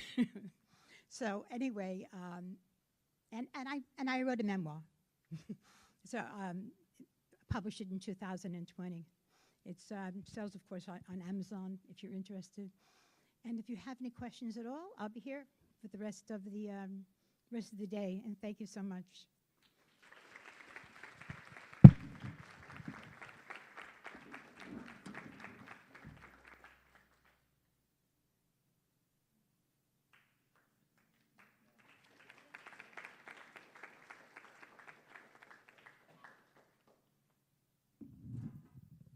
All right. Good morning, everyone. That was weak. Good morning, everyone. All right. I'd like to start off by just honoring the spirit of this event. Thank you, Adam, recognizing the unrecognized. For many of us who are members of this community, it has been a very long and tedious journey for us to get to the place where we are today, where we can celebrate who we are and take pride in who we are. But I also want us to take a few moments to stand in solidarity with those who are unable to. Here we are in these great United States of America hosting an event on Pride when there are so many right here in our own nation, but definitely across the globe, who are unable to do that. As many of you all know, Uganda has just signed into law one of the harshest and strictest anti-LGBTQ laws in the entire world, punishing those who are gay or caught in a gay act, even up to the penalty of death. So I want us to recognize our own privilege and to do what it takes to preserve our rights and to continue to fight for our rights going forward. Next, I want to give an acknowledgement to my amazing team, the Kids Minds Matter and the Child Advocacy team at Golisano. If you could stand up for me. Okay, now y'all want to get shy. We have our public educators and our mental health navigators who are actually doing the work, as so many of our speakers ahead of me highlighted all of the statistics and everything that goes on and the suicide rates. We have to give credit to those who are doing the work, who are putting the work in and day out, and that is the majority of you all in this room. So I asked myself, what can I speak on within like 20 minutes from a cultural perspective, right? So my beautiful colleague, Peggy, I usually consult with her before every speaking engagement that I have. And I said, what should I talk about from a cultural perspective within 20 minutes? And she said, reducing stigma. And then we looked at each other and we was like, dang, the whole thing is probably going to be about reducing stigma. So I had to go back to the drawing board a little bit, and I figured that I would simply tell you all a little bit about my reality, what it was like growing up for me right here in the city of Fort Myers. So I'm a fourth-generation native here from Fort Myers. Not too far from here is a community called Dunbar. So I grew up in this community. I had a very black world, you can say, but the church in particular is where I found myself at a crossroads of do or die. Come into this realization of who you are or simply perish. You can get rid of yourself or you can get rid of a doctrine. But growing up all throughout my life, I spent time in the church. I love the church, but it was something really, really unique about my childhood experience when it came to spirituality in particular. So I went to Mount Hermon Christian School, went to Mount Hermon Church, and of course, like, what do they teach in church? The sin of homosexuality is an abomination, and I mean, they get so serious about this gay thing, right, when it comes to church. But the other sins, it's like, okay, we're going to talk about that a little bit, but if you're gay, that's some serious stuff. However, my mother is a singer. She's a performer, and she would be asked when I was a child to come and perform at the All Faith Unitarian congregation. So as a child, I'm just following my mom, and then we get to church, and they're singing, "We are gay and straight together, and we're singing for our lives." And I'm like, what? Gay and straight together, singing for their lives? So this was interesting to me, but it was the introduction into exposure of what tolerance looked like, what tolerance looked like. But anyway, I went back into my world. I would visit this world sometimes, but I went back into my world, and I knew from a very early age that I was not trying to be like quiet and married and listening to a man and, well, listening to anybody, really. I knew that from a very early age. But I grew up with this idea that no matter what, I had to have kids, I had to make my mom proud, I had to get married. And then I had this, my entire community were of this belief system, the one that has gone astray, and now a Christian college for my first 2 years of college. Can y'all tell I was supposed to be a preacher? Yeah. So I went to this Christian college, and during this time, I started to battle with my identity within the Christian community, within the faith, right? Because, of course, I cannot have these feelings and still love God. You cannot have the audacity to love God and to love her, too. And so I began to self-harm. I began to just see my life with this dark cloud over it. But there was one remarkable and changing moment for me when I remembered my youth and my childhood at the All Faith Unitarian Church. My mind went back to, we are gay and straight together, and we're singing for our lives. My mind went back to that as a safe place, as a place that even if my community does not accept me, I know that there are those who will accept me. So I stay away. I leave home. That's the main thing you got to do when you're trying to, change your life and get some perspectives up off of you. So I left home and I traveled extensively, and I came back home to Southwest Florida once, afraid of being who I was, shy. But then I came back home and I ran for office. And I highlighted in my materials that I am a proud member of the LGBTQ community, right? So people were telling me, oh, you're not going to win. Why would you include that on there? Why would you, just because some people are into bondage, that doesn't mean that they should highlight that. And they said, you're not going to win this election, but guess what? Guess what happened? No. They was right. I lost. Wow, so y'all gonna laugh? Wow, really? But I didn't lose because of that. It was some funny business going on, trust me. But nevertheless, coming back home, operating in this new role, remembering what gave me strength, remembering this, that the pendulum starts to swing the other way, right? And as you're trying to stand up for the least of us and the marginalized and the minority, sometimes we end up becoming the thing that we hate. How many of you know that people who are oppressed make some of the best oppressors? So as you're trying to fight racism, you can't turn around and become homophobic. You can't turn around and become sexist, because it's only a matter of time before you are on that chopping block yourself. Now, today, some of you may know this, but going on right now, there's a big march and rally to support undocumented folks. I like that word, folks. So I got a call from one of my conservative friends, because, you know, I'm friends with people throughout all walks of life. And my conservative friend, who happens to be the chair of the Conservative Party, said, Chantel, I want you to join us in protest.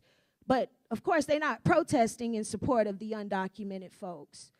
He wanted me to join in protest, saying we want to support our governor and help him realize that, and help people realize that it's because of Biden and these open borders, and I want you to come out with me on Wednesday. I say, now, Michael, what do I look like taking my black behind out there to stand in solidarity with a governor who you all already know? I don't even have to go into it. Well, he said, well, you know, it doesn't affect you. You're not an immigrant, so why wouldn't you, want to just join? Because it's only a matter of time. And as a matter of fact, my community, the various communities that I affiliate with, they are all under a targeted attack, whether it be banning books, whether it's don't say gay, whether it's take African American history out, whatever the case may be. I cannot stand with those sentiments. So that was an interesting conversation. But speaking of protests, y'all, I have a confession. I'm the member of the LGBTQ community that has been keeping Chick-fil-A in business.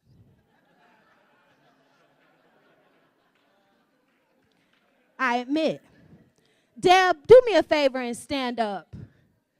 No, I said stand up, Deb. I want him to see. Deb is one of my closest friends, and Chick-fil-A is how this was a pivotal moment. You can sit down, Deb. I just wanted them to see it. When I was getting to know Deb, it had been a long, hard day. All I wanted was some crispy waffle fries, a little lemonade. So I walked into the building after a long day with my little Chick-fil-A cup, and Deb says, you can't support them. They're against the LGBTQ community. I said, Deb, baby, I'm tired, baby. Can you imagine being an activist and all of the minorities? I'm a triple minority. I'm a woman, I'm black, I'm gay, and can you imagine all of the different corporations that I have to boycott? I will be making my own clothes. I will be growing my own food. I say, Deb, baby, I'm tired. Baby, I'm tired. But that was a real defining moment for our friendship, because it led to some valuable conversations. As an activist, they told me, you know what, you need to boycott Publix, because you know what, they support this. All right, Publix, that hit me. All right, you got to boycott Chick-fil-A, you got to boycott Walmart, you got to boycott Nike because they got sweatshops with little kids working in Vietnam. I said, damn, I can't win. I don't know how to do, I don't know how to be everything for everyone. So I still eat Chick-fil-A, and, in the spirit of those who should be in this room, because we know that the majority of folks who need this message, they're not here today. They're not receiving this message. But you all will have to be the ones to go out into these communities and to network with people and to be tolerant of people. And one thing that I've learned in the political scene is that, they say people are afraid of change. People are afraid of change. But what I have come to realize is that people are not so much afraid of change as they are afraid of loss. If I adopt this new attitude or embrace this new perspective, what will the world look like if I were to adopt a new perspective? And so that, coupled with the understanding that we have to try really, really hard not to become the spirit not to adopt the spirit that we hate so much in others when it comes to oppression. And it can be difficult to do. But I want to leave you all with this quote by Miss Audre Lorde. It says, "I write for those who do not speak, for those who do not have a voice, because they are so terrified, because we are taught to respect fear more than ourselves. We've been taught that silence will save us, but it won't." Ladies and gentlemen, continue to be that voice, that advocate, that educator. Continue to operate in the spirit of compassion, even with those who stand against you. Because you can't, overcome hate with more hate. I mean, it'll make for some good revenge stories. But when we are pushing forward, remember to not become the very thing that you hate. All right, take care, everybody. I think we got to wait till the end. So save your questions.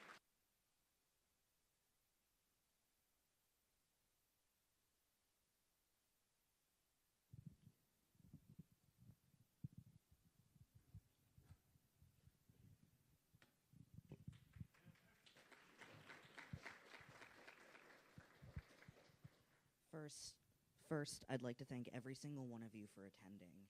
The support for the LGBTQ community that I see here is frankly overwhelming, especially in current times. My name is Frere, and I'm a queer transgender man living in Southwest Florida. I've led discussions about healthy polyamory, I'm a BDSM lifestyle educator, and I take pride in being in service to the community. But today, I'm here to talk about my lived experiences as a transgender man. On the surface, I lead a pretty unassuming life. I work from home with an okay 9 to 5.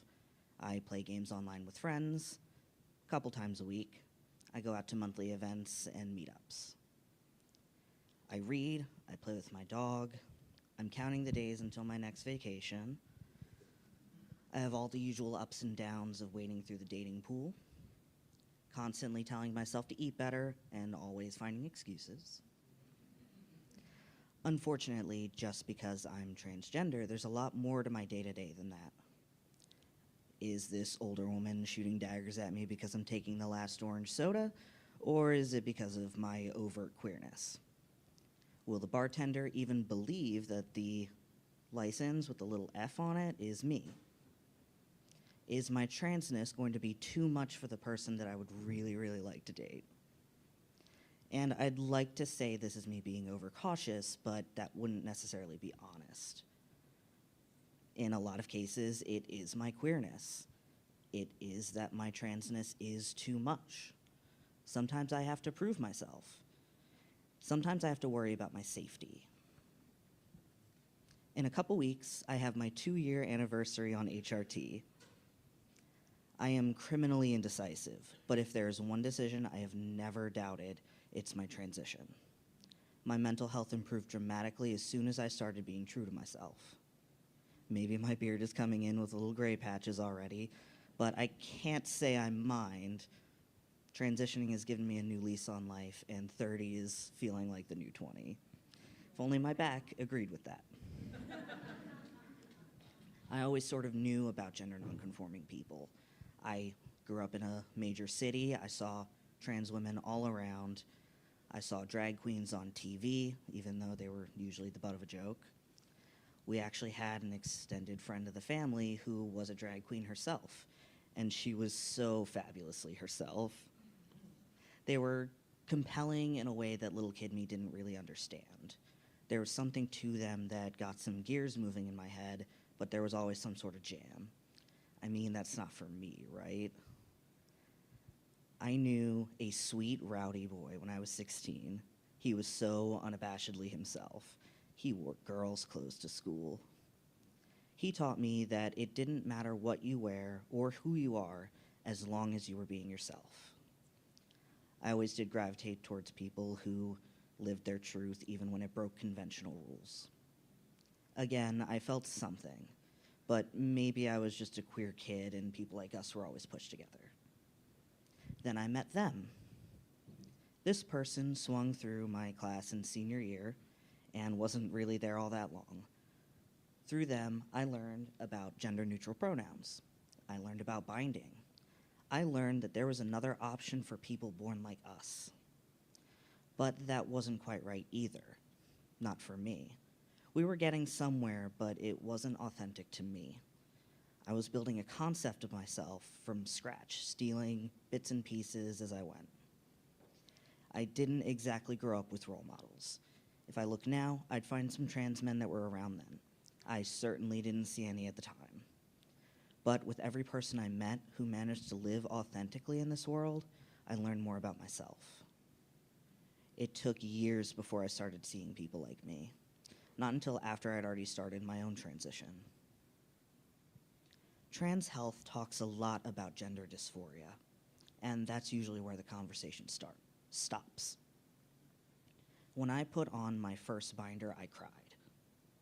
First, because it's really hard without instructions and I got tangled up in it. And then second, because I saw myself in the mirror. And as soon as I did, everything changed. I met Frere that day. What we don't talk about enough is that the opposite of gender dysphoria is not a lack of dysphoria. It is gender euphoria. In that moment, everything changed. I decided to be the open, proud, loud example that I desperately needed when I was younger. In the fight for equal rights, trans masks have a very unique position. While our trans sisters are front and center facing public attacks, we are all facing our own individual challenges. Trans masks aren't the main target, so those struggles can often go unspoken. But for a trans mask still discovering themselves, what we usually see is a bleak representation. Transphobic rhetoric falls apart when you bring trans men into the discussion. They don't understand that by relegating trans women to the men's room, they're forcing trans men into the women's. When they see a transgender person in a TV commercial about menstrual pads, they just assume that's a trans woman. Really, it's that they don't understand what we are, and nor do they care to. The effects of masculinizing hormone replacement theory aren't well known outside of the people that take it. Even some trans women don't know what it does. Trans masks are so often used as a gotcha and not for no reason. It's important to call out the flaws in arguments whenever we can. It's one of the many ways we fight to have our human rights recognized, and it's one of the most consistent. But so often, trans men are victims, girls who are misguided, the people who are why we have to talk about inclusive language and reproductive health. Because we are men who also need access to reproductive care without fear of getting harassed or misgendered, who also experience medical bias based on our sex assigned at birth and other social factors. When we use the restroom we're legally supposed to use, what is that group of women gonna say when I walk in and I haven't shaved that day? It's clearly a catch-22 and one we're not particularly meant to solve. Some of us may have grown up disconnected to femininity, but welcomed into it regardless. Women largely represented safety, community, belonging, and shared experiences that we could all connect with. I always felt welcome to that table. Our trans femme sisters often find new community in sisterhood, but in transitioning, I lost that sisterhood and instead found a brotherhood in desperate need of repair. A brotherhood that does not usually accept me as one of them, or one that's so rooted in toxic behaviors that I wouldn't really want to fit in anyway. Once you start digging into online spaces, trans men start popping up. When the growing pains kicked in and my doctor didn't know what I was talking about, I found a forum with maybe 3 other trans guys that had some tips on how to get through the night with it. When a pharmacist told me that I couldn't have my medication because he didn't agree with it, there were people online who helped me find other options. When my first prescriber was getting my dosage wrong and trying to mislead me on what my transitions should look like, The internet helped me find the words to push back and then find a new doctor that cared about my care. Depending on your area, you might be lucky to know one other person like you. In lieu of local community, a lot of us end up turning to the internet to find camaraderie. Wouldn't you know it, the internet has some real downers. We can all pitch in an idea of the sorts of things you find. Harassment, news, transphobia in every comment section, vile threats, misinformation, horrible new bills every day, politics, stories of gender dysphoria that can feel so discouraging, people of all sides with radical, dangerous opinions, an endless barrage of trans suffering. Now, I know what many of you would say. Maybe it's time to stay off social media for a while. They call it doom scrolling for a reason. Social media is a drain on your mental health. But when you're just starting to question your identity, or when you're afraid to be outed in public, or when so many of our siblings are laying low for their safety, when you don't have any other options and you've never met someone who's like you, where else are you going to go? For many of us, we can't just disconnect. The isolation would be so much worse. Being trans in the current climate means being constantly informed. Luckily, there are those that make that information accessible. Reporters who track every bit of legislation that could affect us, good or bad. There are analysts that make thorough video essays every time some new sensationalist decides to make their career a crusade against our human rights. People who make it their job to help others stay informed. Even with all of this, it takes an exhausting amount of political and internet literacy to sift through it all and understand the nuance. Because on one hand is a good source, and on the other hand is a bad faith actor. Or radical voices that seek to divide us further, masquerading as voices of reason. But if you dig through the sludge, the gems are there. I've seen people trying on their first dress, listen to voice training. I've seen surgery scars below smiling faces, seen tears at first new haircuts, heard from parents who are here to fight tooth and nail for their kids. I've met my own found family, watched distant strangers find loves that see them for who they are, watched us all find our names. In spite of everything, we share all these little moments with the world, and we have to. There are people out there that need to see it, need to find hope in people like them. For them and for us, we share trans joy. Now, what does that mean for the people supporting us? Lifting us up is not an easy job when so much works against us. Many of us are still early on in our transitions, are overwhelmed, scared of the future, tired of fighting to just exist. It's not as simple as getting away from screens or finding a meetup of like-minded people. We are, unfortunately, living through major events that directly impact our rights as human beings. On top of how that hypervigilance affects us today, that will undoubtedly have lasting effects. We'll need support in the future as we process this ongoing trauma. Support that takes time to understand our unique lives and experiences. And when everything around us is so heavy, it's easy to miss the opportunities to see your own joy for what it is. We need our allies to champion us to embrace the euphoria in finally being ourselves. Thank you for listening.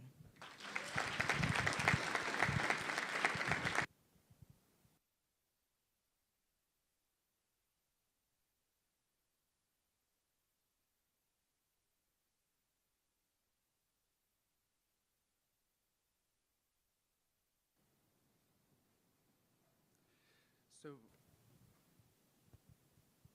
this is not on the agenda. I'll talk in this one. This is not on the agenda, but we're going to put up a QR code. For those who are interested tonight, Visuality is actually hosting a white party. I don't know if you've heard of a white party before, but it's a fundraising event, and we're going to be down at Cruisers. So if you're interested in experiencing some more cultural competence, please go ahead and scan that code. It'll bring you to an Eventbrite page. Tickets are $25 in advance and then $30 at the door. But we're hoping all of the funds will go to support our programming for the rest of the year, which has not yet been fully funded. So we're hoping that many will come and experience what it's like. We're going to have a drag show, 50-50 raffle. There's going to be a silent auction as well. So please come out and check it out. The hours are from 6 to 9. Again, that'll be at Cruisers in Cape Coral, and you can sign up through that link or you can buy a ticket at the door. So I just wanted to throw that out there and invite everyone to come have some fun with us. Alyssa.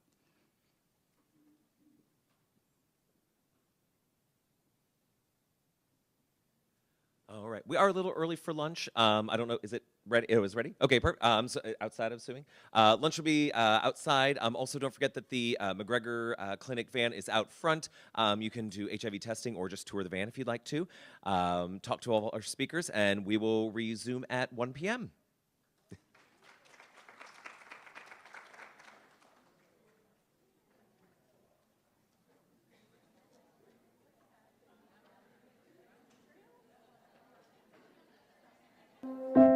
It was such a difficult time with like all the bullying, and people were like knocking me down, being like, you know, saying very rude things, like very mean things.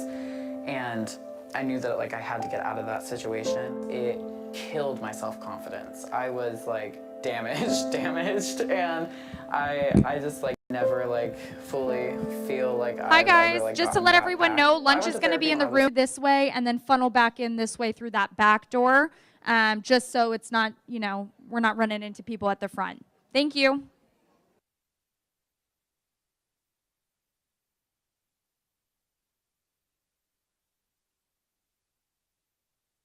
Like therapist that I had, like, you know, accepting me with open arms. She was like super great. Everybody's mental health matters. Like everyone, even a little bit of guiding and a little bit of help. Having people in front of you, being like it's okay. Having adults in front of you, not just kids, but adults.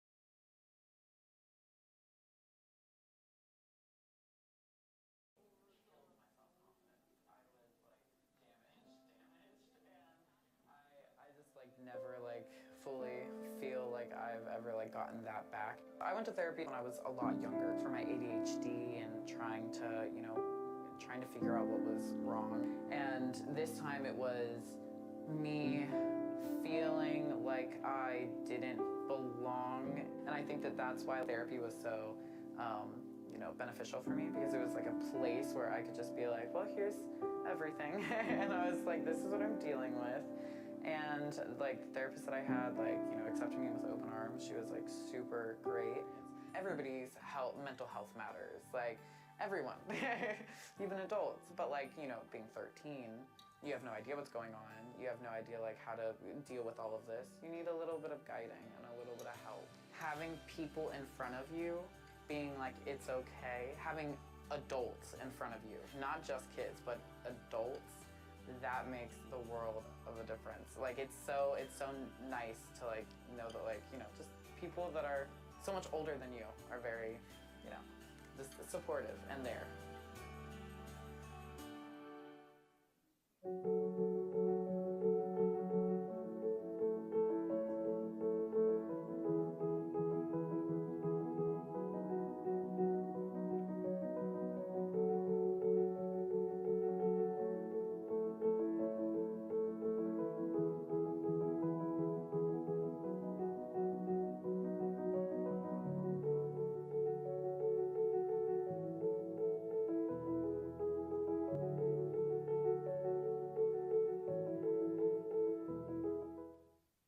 White Sands is a beautiful place.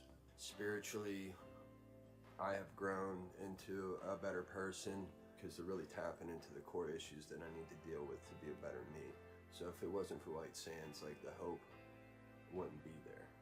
So basically today, White Sands gives me hope.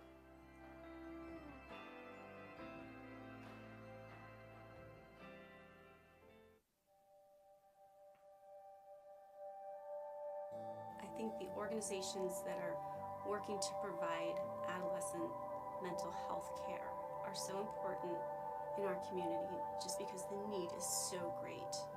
And parents and find out what to do next, where to go, how to help. HIV or concerned about HIV, the McGregor Clinic in Fort Myers is here to help. The McGregor Clinic takes a holistic approach to treat the body and mind, with services like same-day appointments, preventative care, wellness screenings, rapid HIV testing, immunizations, flexible hours standing by for you, insurance assistance, all under one roof. The McGregor Clinic is giving voice to patient choice. Learn more at mcgregorclinic.org.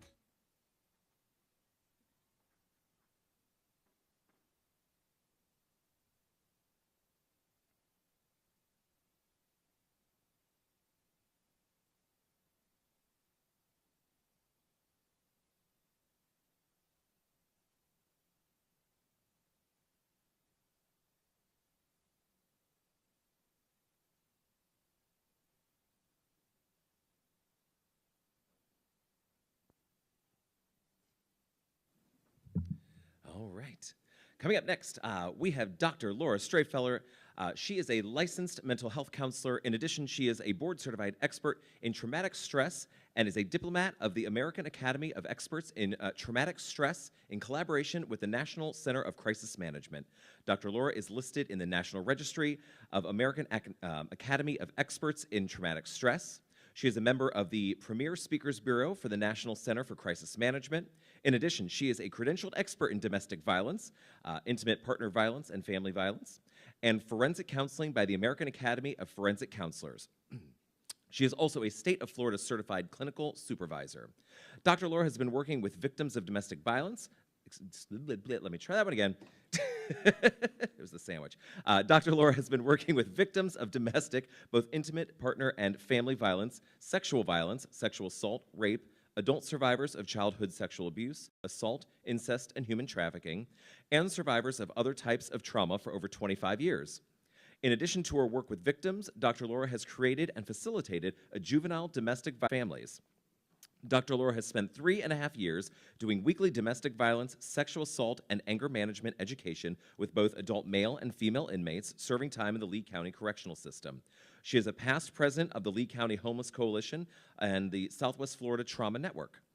Dr. Laura has also served as a member of the Lee County Domestic Violence I did not read that right. Dr. Laura has also served as a member of the Lee County Domestic Violence Fatality Review Board, Southwest Florida Human Trafficking Coalition, Lee County Human Relations Review Board, and Family Resource Center Board of Directors. Most recently, she has authored How to Have a Healthy Relationship in an Unhealthy World. Dr. Laura previously authored Wife Beater, Shirt Optional, There is No Dress Code for Domestic Violence, a book about the myths, truths, and misconceptions about domestic and sexual violence. Ladies and gentlemen, Dr. Laura.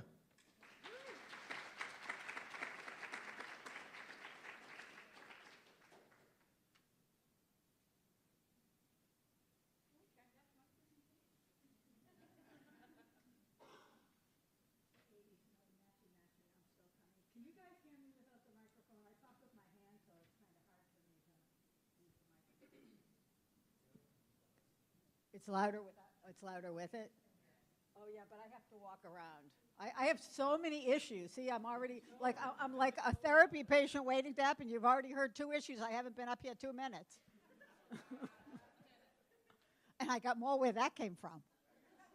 Okay, I need 4 volunteers. 1, 2, 3. We need can we have 1 minute? And bring your chairs with you. Because we're going to, now everybody else get comfortable because they gave me the spot after lunch where everybody's tired. You know, that spot where you kind of, and thank you all for coming back. I saw the empty seats. I said, see, they left for lunch. That's why you feed lunch, because that way, you know, people don't leave and not come back. A little bit of a rest. We're going to do a little exercise so you can get kind of all your digestion going. And then, where's the lights? Here they are. I've done this before. How many of you were here last year? I do have a different presentation because I was thinking there would be a lot of people from last year. I didn't want you to have to hear the same thing twice. You're welcome. So at 10 o'clock last night, I put this together.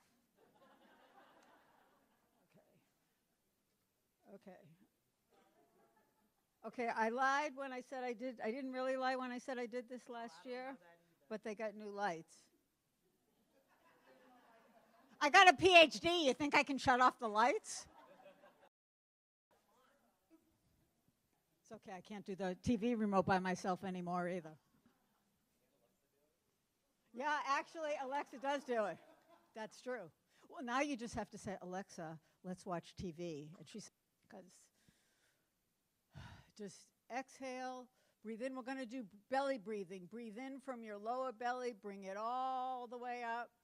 Breathe in through your nose and out through your mouth. Breathe in, hold it for 4.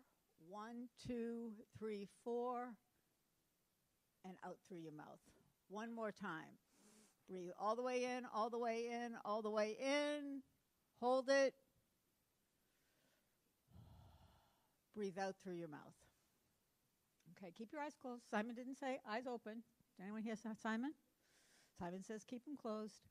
Okay, now I want you to think about when you were a child and your first birthday party, the first birthday party that you remember, either a party that you went to or a party that you had a really good time. I want you to think about that party.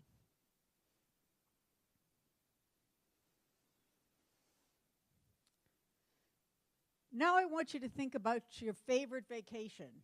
Maybe it was a staycation. Maybe you went someplace either when you were a child or an adult.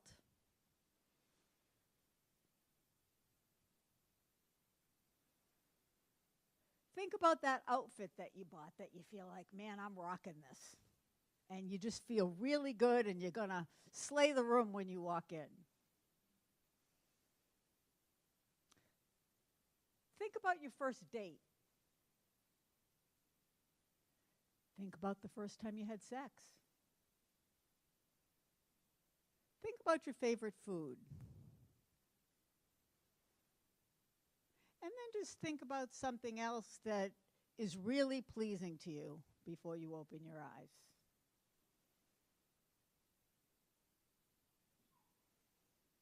I'm going to count to 4 and then you can open your eyes. No, this is not hypnosis. 1, 2, 3, 4. Okay.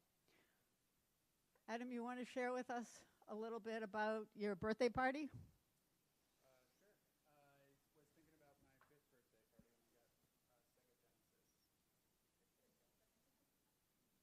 it wasn't about the party, it was about what he got. It's the stuff. Give me the goods, not the experience. Okay? Tell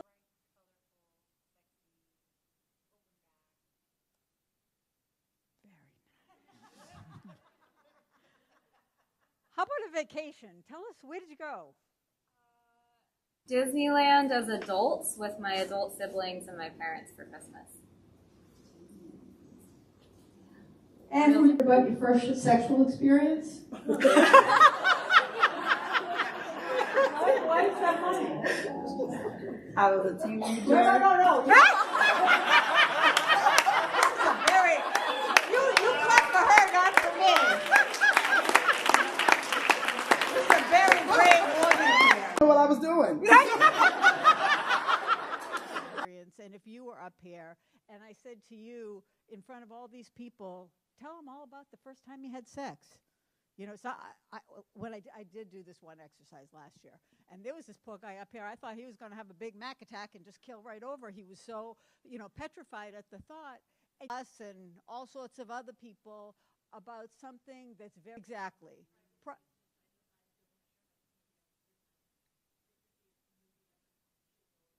Right, because when there's shame, it's not about feeling bad. When there's shame and secrecy, for people that are still in this day and age, we're still talking about the double closet. 2023, we're still talking about the double closet. One closet being in the LGBTQIA community, the fact that people still have to be closeted in this day and age, which is unbelievable to me. I mean, I'm old. I'm 62 years old, and I grew up on Cape Cod, right near Provincetown, and even way back in the day, I never got it. But I'm thinking all these years later, oh, it's not a big deal. But unfortunately, there are still people that that feel they are safer in the closet than out of the closet, and what a tragedy that is. And with domestic violence, that's the other closet. The governor's telling us we can't say gay, but nobody wants to say domestic violence. So, I got the double whammy, and that's what we're going to talk about. You guys can, thank you, you can get back to your seats.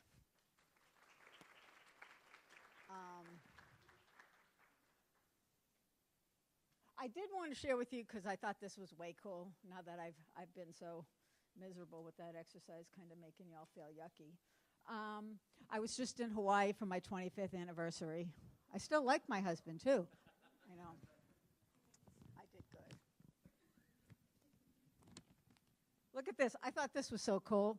The future is rainbow. Isn't this so cool? The future is rainbow. I'm picking up the newspapers. My husband's like, honey, what are you doing? Like all the free newspaper. I'm like taking a stack. I'm like, look at this. The future is rainbow. I was like, I got to bring these back to my people. So Arlene already has one copy. Here's the other one. I do need to take a picture on my phone. Maybe I'll even have to put it on Facebook, because it really didn't get printed if it's not on Facebook, right?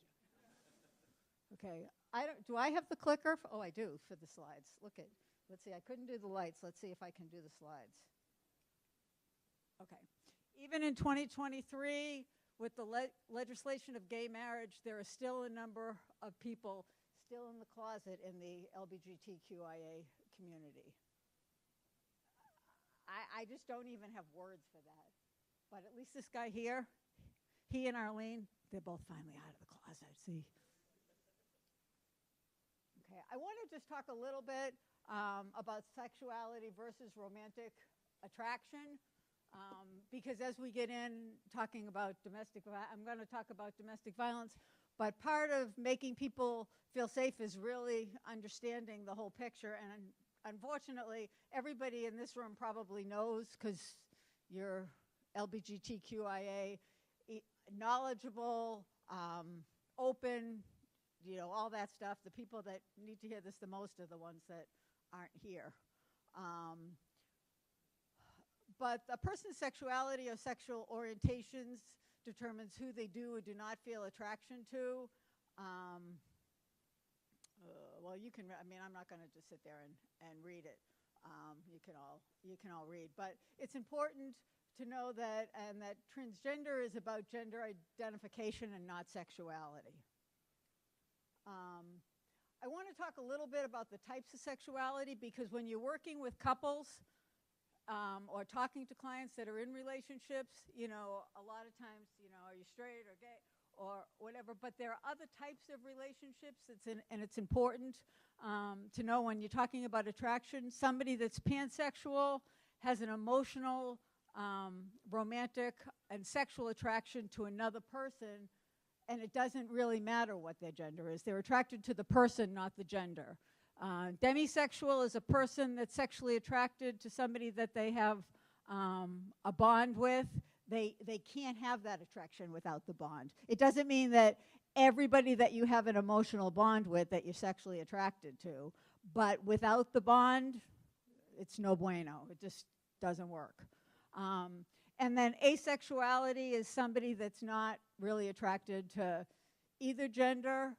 People that are asexual very often will masturbate, or it doesn't mean they don't have any type of sexual activity, they just don't have any type of sexual attraction. And I won't make the other slide, but there are a number of different types of asexuality as well. And it's really important to understand all these, to know the words. I think of myself as pretty knowledgeable about all the common terms, and I shared last year, for those of you who weren't here, Arlene had put together a panel we were doing for the Guardian Ad Litem program, because so many LGBTQIA kids were going into foster care, and the guardians, a lot of them are older and old school and needed more than a little bit of education, both for the kids and for the guardians. So I'm on the panel, and I'm the A, you know, because I'm an ally.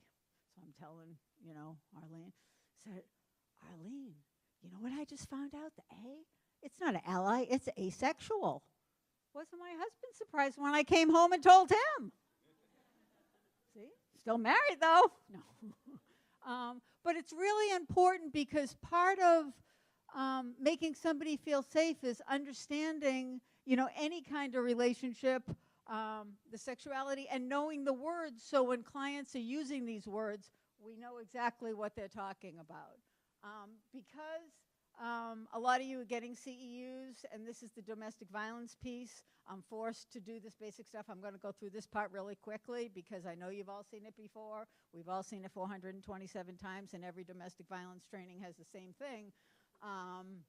But you gotta.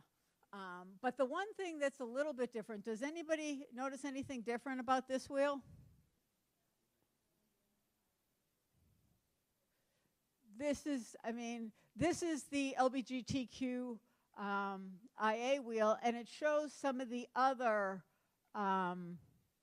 challenges with homophobia, biphobia, transphobia, that people in the LGBTQ, sorry, it's a lot of letters, QIA community are dealing with, things that straight couples don't have to deal with. When we talk about domestic violence really is a legal term.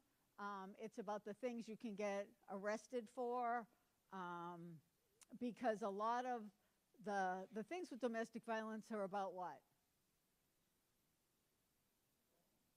About control, exactly. So all the things that we're talking about are ways that one partner tries to control the other partner. When I first started doing this, and apparently there was a little typo, maybe it was so you'd think I was younger, but I've been doing this actually more than 30 years now. When I first was in the shelter over 30 years ago, it was a lot different. When somebody was a victim, it was very black and white. Gender roles were very different, perceptions were different, and really in relationships, one person really had a lot more of the control than others. Now, you know, domestic violence, there can be physical violence, there can be emotional violence, there can be sexual violence, but it's not always as one-sided as we may think, and sometimes it is. But the power and control wheel, again, I'm not going to go into it because I'm sure you've all seen it. You probably all have copies of it. If not, Dr. Google will certainly share it with you. The types of abuse, again, we got to go over this. The physical, emotional, mental, psychological. What do they call psychological abuse now? Well, there are two. Come on, I know y'all have faith. See, I'm using y'all. See, who said y'all? I got that word going. I know I'm such a Southerner now. What are the two hottest things on Facebook, on social media right now? Narcissist abuse and gaslighting, right? Okay, well, if you call me, please don't call and say I'm a victim of narcissist abuse, because I must get literally 4 or 5 calls a day with, now all of a sudden it's become, and just because your partner is a jerk, see, that's the nice word. Usually I use the other one, but, or somebody says something mean to you or you have an argument doesn't mean that your partner is a narcissist. And now, in domestic violence, where there was domestic violence, they will always say, my partner has bipolar disorder. Now, nobody has bipolar anymore. Now everybody has a character disorder. Now everybody's a narcissist. So you've gone from axis 1 to axis 2. I wonder what it's going to be next year. Maybe it'll take a couple years. And it's not that narcissist abuse, that there aren't people that are truly narcissists that don't treat their partners that way. But there's a whole lot of self-diagnosis going on, except it's not so much self-diagnosis, it's partner diagnosis, where people are just automatically calling their partner a narcissist because they may be abusive. And what is gaslighting?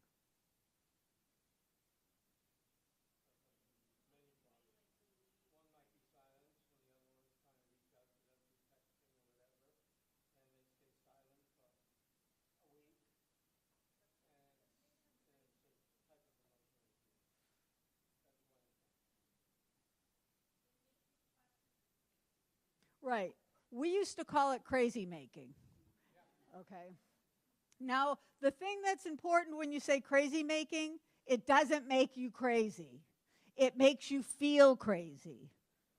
This is like if I could type in capital letters, even though it's screaming, and it's probably not very nice, but, I'm not about being diplomatic. Those of you that know me know that about me. It's just about the truth. Feeling crazy is not being crazy. And I always tell people, if you're worried about being crazy, then you're not crazy. Because people that are crazy don't think that they're crazy. You're not crazy. Feeling crazy doesn't mean that you are crazy. And if you have a chance, which you probably all would have a chance, it's just whether or not you'd have a desire, go online on YouTube. See, I'm not sending you on social media. I'll just put you on YouTube. And you can say, well, I went to this training. It's my homework. I got to go on YouTube. And look up the movie Gaslight with Charles Boyer and I think it's Vivian Lee. Ingrid Bergman. Yeah, thank you. A little brain freeze. It's where the term gaslighting came from. And it's a really good movie. It's in black and white. It's hard to find on Netflix and some of the other ones. Maybe now that it's popular, it may, cycle through. But when I was looking a while ago, I couldn't find it, but I did find it on YouTube. These different types of abuse, you've kind of seen all of them. But these are all ways that one partner tries to control the other, and it's about the control. Okay? A lot of times when we think of domestic violence, the physical abuse is what people tend to focus on, except if you're a victim of narcissist abuse, because narcissists, just play head games. But it's really important to know that many, many types of controlling abusive partners are never physical. I can't tell you how many people I've worked with that said, Laura, I just wish he or she or they would hit me. because then I would know that I'm being abused. I can't tell you how many times I've heard that. I still hear it. 2023, I still hear it. I just wish my partner, and people think, who would say that? But again, it's part of that crazy making, that they must be doing something wrong, or that it's not abuse. They're telling the truth. But the truth is, most high-functioning partners aren't physically abusive because it magnifies the emotional and the mental abuse, saying, I'm not abusive, I haven't done anything wrong, nothing that they can go to jail for. And the partner just continues to blame him, her, or their self. The cycle of violence, in the middle you have the power and control wheel. The first is your tension building stage. That's when, well, you all know what tension is. I don't need to really tell you. But that's where you have a lot of the emotional and mental abuse. You're stupid, you're fat, you're ugly, you're a worthless piece of shit, and it's a good thing you're with me because nobody else would want your sorry ass. Those are the ones with the frequent flyer points. And then after the tension, you're walking on eggshells. You wait to see what kind of mood the partner's in, because the mood that they're in is going to depend what your night or day or whatever is going to be like. And then after that, you have your honeymoon phase. Well, see, this has been around for a long time. They're not calling it the honeymoon phase anymore. Anybody know what it's called now? Survey says? Come on, learn the terms, people. No. It's now called hoovering. Suck you back in. It's called hoovering. Hoovering. Nothing sucks like Electrolux. No. But it's they're calling it hoovering. They're trying to suck you back in. So the honeymoon phase is after there's been some kind of an incident and the abusive partner knows that they've gone too far, they're going to do whatever it takes to make sure their partner doesn't leave. They're going to try to suck them back in. It's like winning a game show, lots of cash and prizes. And that last, and in the middle, and this one they don't have usually in the middle, I have denial. What's the difference between lying and denial?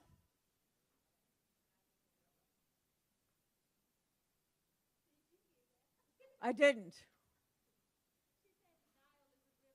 Yeah, and Cleopatra is the queen of denial. Yeah, I know. The difference is when I lie, I know what the truth is, but I say something else. I had 2 beers, but I really had 4.5 beers.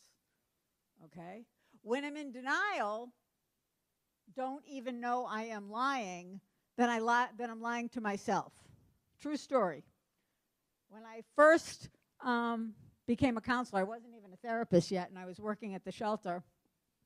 This woman comes in, and she was telling me that she was always brought up that as long as you don't have more than 2 drinks a day, that you're not an alcoholic. Alcoholics drink more than 2 drinks a day. So guess what?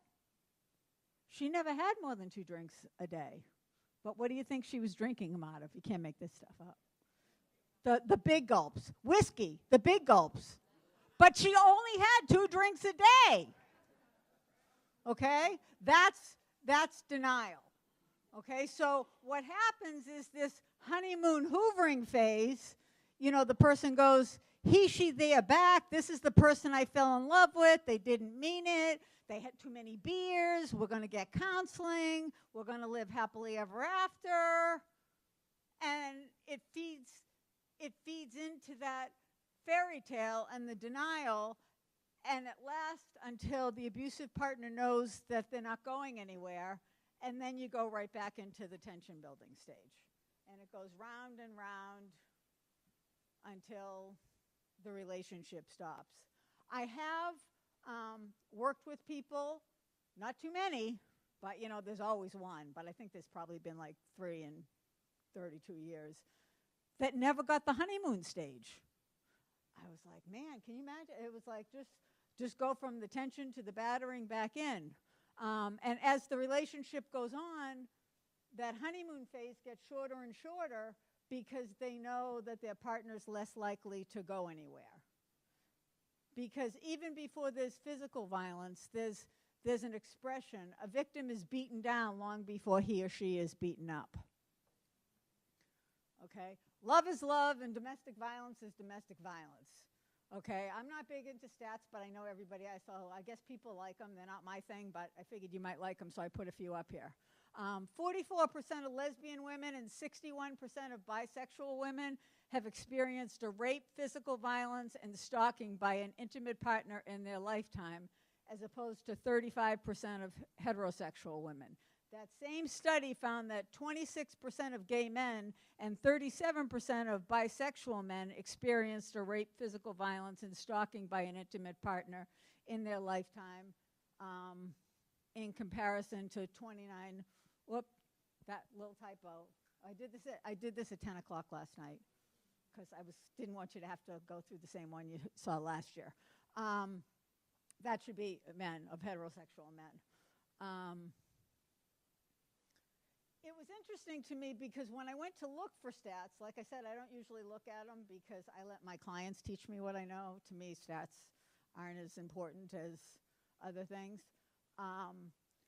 This one study I found, the website was from 2022. Everything else was like 2015, 2010. There was nothing current. You know what? That said a lot to me. There was nothing on there. And I'm a good Googler. Because I'm used to looking up the research stuff, so I knew all the codes to all the combinations. Nothing, honey. Okay. When the victim is transgender victims are more likely to experience threats or intimidation, harassment, and police violence within the intimate partner violence. And that's, something else we're going to talk about as far as, calling the police. Specifics of abuse occur with relationships when one partner is transgender. A lot of times the abusive partner will start calling their partner it, ridiculing their body or appearance, saying they're not a real man or a real woman, and just, again, more different types of emotional and mental abuse. What's the difference between emotional and mental abuse? Emotional abuse is on your emotions, it's on your feelings, it's on your heart, it's on your self-esteem, okay? Where mental abuse or psychological abuse is playing head games, using fear and manipulation and coercion, that crazy making, playing head games, okay? So that people think that they're the same thing, and there is a lot of overlap, but they're not the same thing. One is about how you feel, and one is about how you think. Okay. I want you to just break up into small groups. I want to talk about why victims stay and why they leave, but people in the domestic violence community get very upset at that question because it presents as victim blaming. Everybody says, why does he, she, they stay? Usually they used to say just she, but now it's he, she, they, z. But nobody ever asks why do batterers batter. It's just about, why did they stay? So I want you to make a list, get in small groups, and make a list of why batterers batter. Why do you think victims leave? Why do you think they stay? And I want you to add, there are a couple extra reasons, not extra, but additional, more specific reasons in the community. And I want you to list what you think some of those are.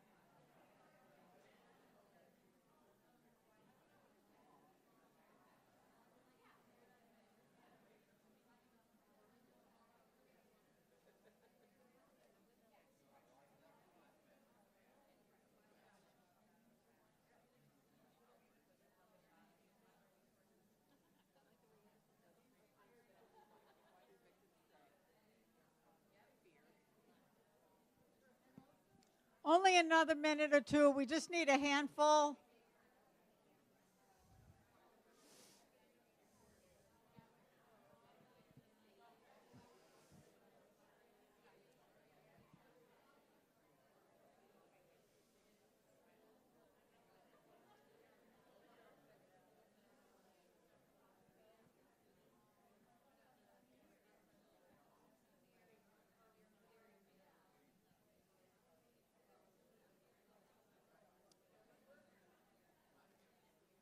Okay, who wants to share when I'm not gonna, because we have other stuff to talk about. I want to talk about assessing lethality and safety planning too, because I think that's really important. And they did only give me an hour, which I know is a lot compared to last year. But I want to know, what are some of the things you came up with? Yeah, let's start with why the batter is batter.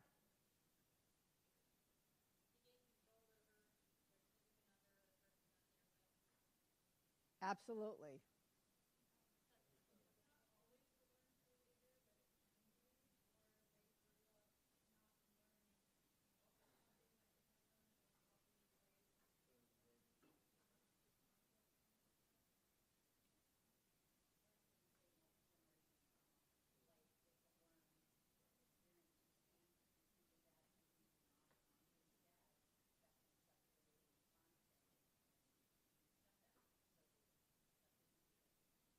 I always say for most people, what's normal is very different than what's healthy, and that you have to learn how to go from normal to healthy.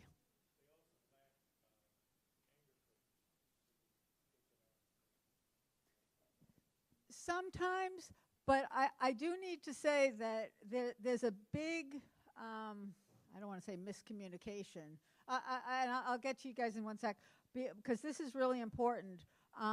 Sometimes the problem isn't with anger, and part of the anger is that feeling of losing control. And the reason that I say that is a lot of times people that are violent with their partner aren't violent with anybody else. They're only violent with their partner. So if I can control myself with everybody else but not with my partner, then maybe my problem isn't necessarily with control. Or the bruises are always put from here to here. Why do you think that is? Most of us wear clothes from here to here. Me, you can tell, I'm like Grandma Moses. I wear them all the way down. But they're going to put them in a place where nobody can see them. By the time the bruises get to their face, even though the posters always have a black eye, by the time they get to the face, the lethality, and what does lethality mean? Dangerous, their potential to kill. Their lethality goes up substantially because by the time they get to the face, they're saying, I don't care if anybody knows that I'm battering you. And that's when they're really dangerous. Okay, and I know this isn't a very popular topic, and people say, "Oh, I don't want to talk about this." This person may think everybody's a victim, or that, or this person's just complaining. But this is a much bigger problem than we think about. And well, sorry, I get off. If your mind goes off the track, do you want your money back? Okay, let's go back to why batter is batter. Sorry, I get it. Say it again. Insecurity. Go ahead. Say it louder. They choose to. Sense of ownership. Say addiction. Well, batterers batter while they're drunk or high, but they don't batter because they're drunk or high. What happens is the drugs or alcohol just remove the filter. Okay? Anybody ever meet a happy drunk? Anybody ever be a happy drunk? Well, if drugs or alcohol made people batter their partner, there would be no happy drunks. Everybody would batter their partner. But that just proves that alcohol doesn't cause the abuse, or the addiction doesn't cause. But a lot of times, the less control they have over their addiction, the more they try to control their partner. Okay? Remember, it happens while they're drunk or high, not because they're drunk or high.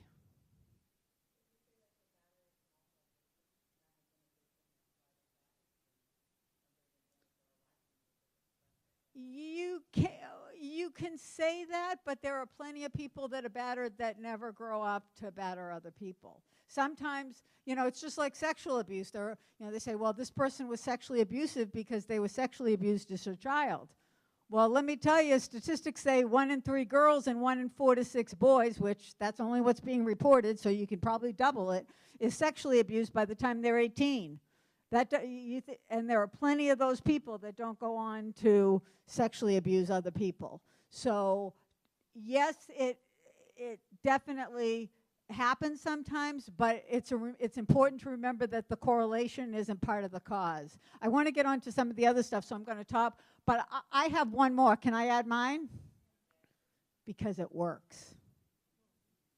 Sucky reason, huh? Yeah. One of the reasons we talked about the power and control, but the problem with domestic violence is that it works. And that very often the controlling, battering partner is able to attain and maintain control over their partner. And that's why sometimes counseling doesn't help, because they don't want to give it up. They don't want to stop doing it. Why would they stop doing it? It's working for them. And unless somehow there's a consequence that's the worse than the benefit, I mean, this is like basic math, what you get and, what it costs you.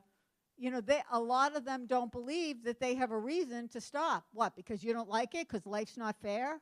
They don't care. So it's important to remember that just because it's not legal and it's not healthy and it's not fair doesn't mean that somebody that's doing that necessarily is going to want to stop doing that. And even if they do, it's going to be a lot of hard work. Going into recovery, it's like going into recovery for addiction. It's, and very often they relapse back into their old behaviors. Okay? Why do they stay or leave?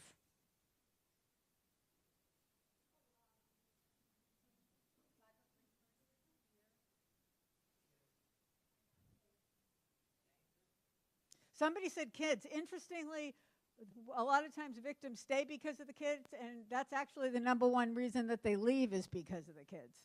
Either the fact that they're afraid of the social learning theory that they're going to be raising either kids that are going to grow up to be victimized or abused or be abusive in their relationships, and they don't want that for their children, or they're afraid their kids are going to get hurt.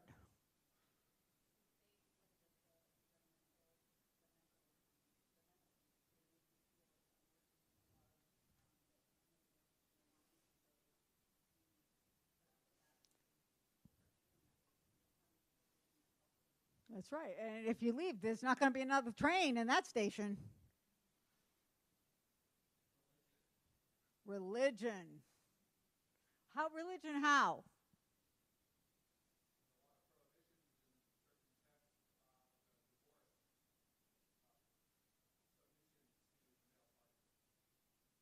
Okay.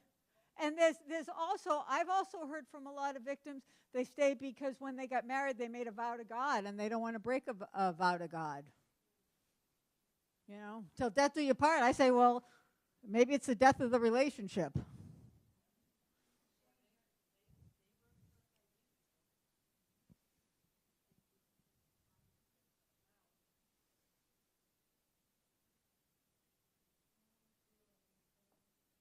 They don't want to feel that they failed.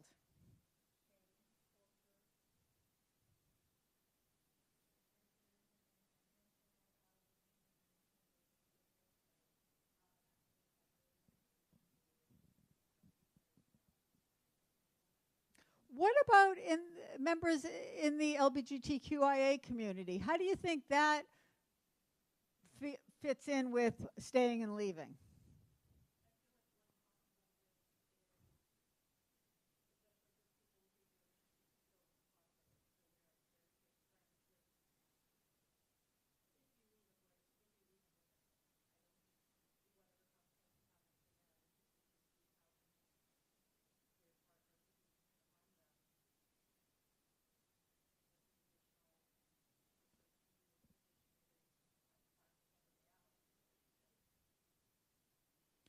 And how hurtful is that?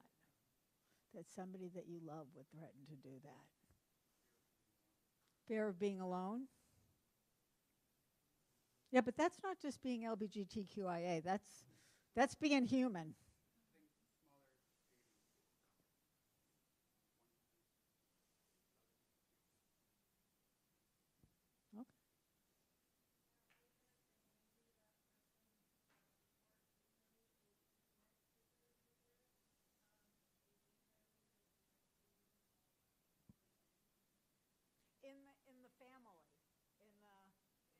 they call it, the family. And the other, because support is important for anybody that chooses to leave. But the other thing is there are still a lot of people in the LGBTQIA community that what happens with their family of origin? Have a nice life. They are kind of, if they walk out of they're pushed out of the family, and we're seeing that with trans kids going into care where parents are just telling the system to take them. I mean, it's horrific. So the support from the family of origin is virtually minimal. Anybody else in the LGBT? Something that I've seen? Go ahead.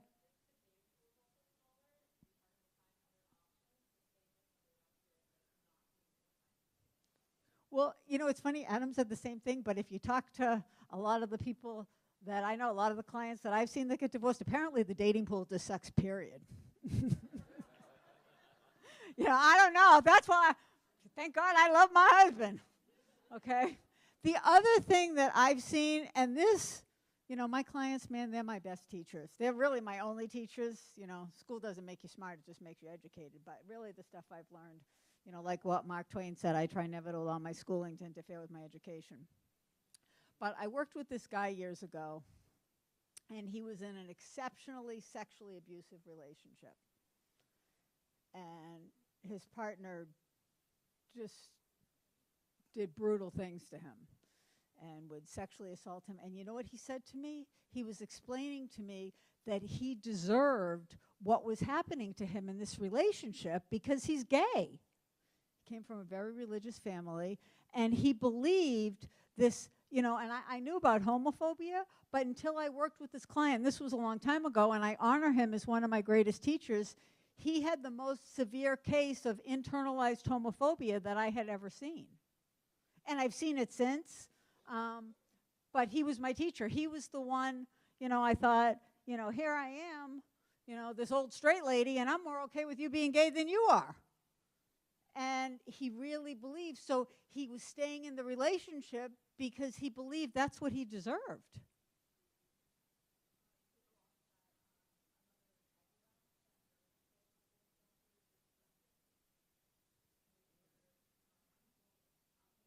Can you talk a little louder?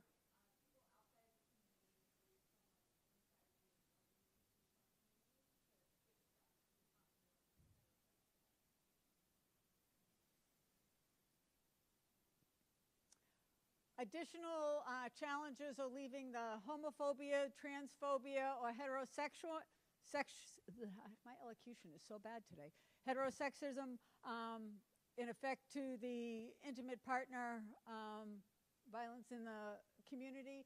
And I want to go back to things like law enforcement or other agencies that people may, or may not, but may, and often do perceive as not very LGBTQIA friendly. And many of the clients that I've worked with, especially those that are a little bit older, have already had a not very positive experience. So if and if you're LGBTQIA, you're more than that. So we're focusing on that community, but you still also may be African American or an immigrant or some other type of population that faces challenges with people not being as open as we would like for them to be. And so they don't trust the people that are supposed to be helpful. They don't trust that they're not only going to be there for them, but they're going to be re-victimized. The internalized homophobia, we've talked about that. Or they really think there are no resources for them because they're only for straight people. I can't go into a shelter. I'm a gay man. Well, yeah, you can. But the fact that you can, if you don't know you can, and you're afraid to ask for help, people are more likely to stay. It's important to know that the trauma experienced by victims of domestic violence negatively affects their sense of trust, safety, and self-worth. And that's true for everybody. but it's magnified if you're in the LGBTQIA community, and even before that, you've been a victim of bullying or a hate crime due to your sexual identity, your sexuality or your gender identity. You know, they're going to be less likely to ask for help. So I think the message here is not necessarily to wait for somebody to ask for help, but to keep your eyes open and to pay, to pay attention. Look at, how many of you see couples, do couples counseling?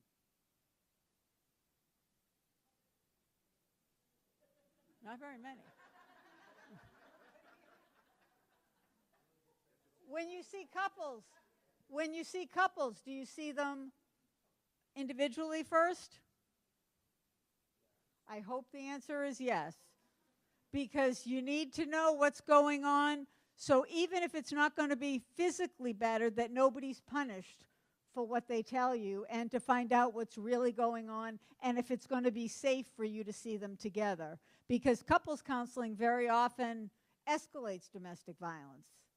Because I can't believe, when we were talking to Laura, you said, I can't believe you outed me or you shared this thing. And then they get punished for it. Okay, don't guess, assess. I think it's really important that if you suspect that somebody is in a violent relationship, then you really need to assess what's going on. Both, well, mostly to find out how safe they are, but also, I mean, I don't know if you've seen the show. I actually never have, but the show Snapped. Anybody ever see that show? When somebody, it's like, I got one nerve left and you're on it too many times. And I've worked with 3 women that killed their husbands and spent time in prison, and then that had been victims of domestic violence and then got out.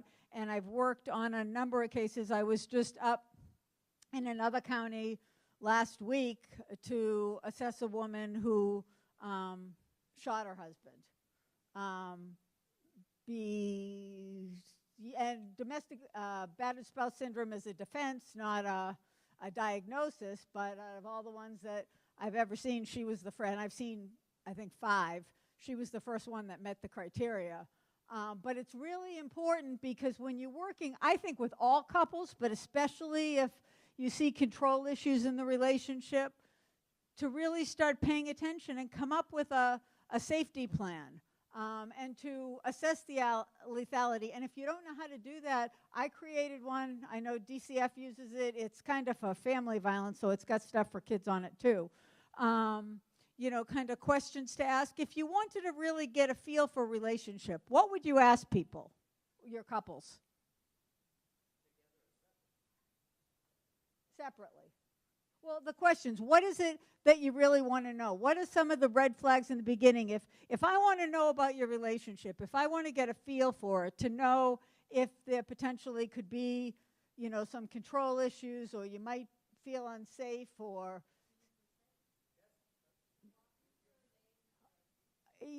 yeah, okay. I think the books say that that's what you're supposed to ask. I personally wouldn't ask that. Because that's like saying to somebody that's been Baker acted, oh, are you thinking about killing yourself? If you say, and you never say, are you a victim of domestic, is your partner controlling? You don't say, are you being abused? Is your partner controlling? You want to say things like, so tell me about when you met. They're going to tell you the fairy tale, right? The only thing missing is the white horse. And then between 2 weeks and 3 months, they're living together, right?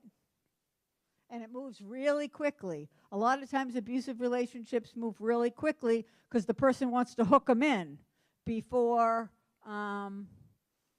before they really see who they are. And they have the highs, ups, and downs. These are the types of questions you want to ask so you'll kind of get an idea.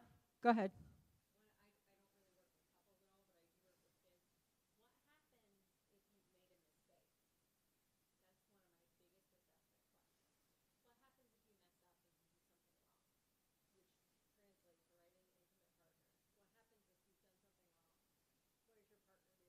Mm-hmm.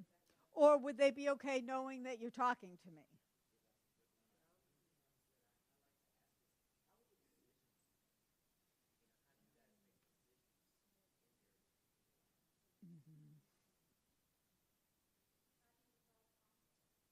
How do you resolve conflict?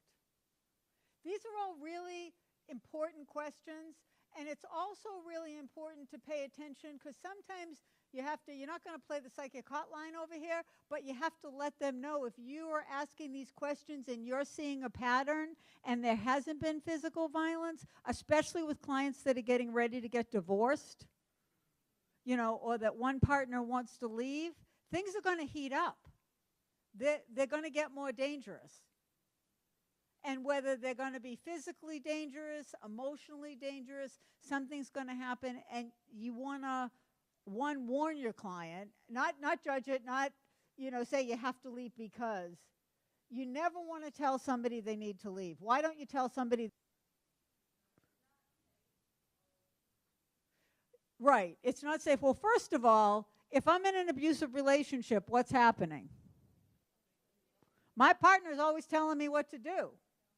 And what else? I'm a people pleaser, right? I want to do things to make people and authority figures happy. So I'm going to do things that might not be in my best interest because I don't want you to be mad at me and I want you to be happy.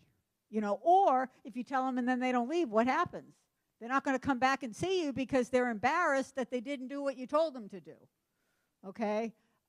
A victim knows his, her, or their situation better than anybody. Even you. Even me, and I've been doing this forever. So we have to trust that they know their situation better than anyone. Research says 75%. In my experience, it's much higher.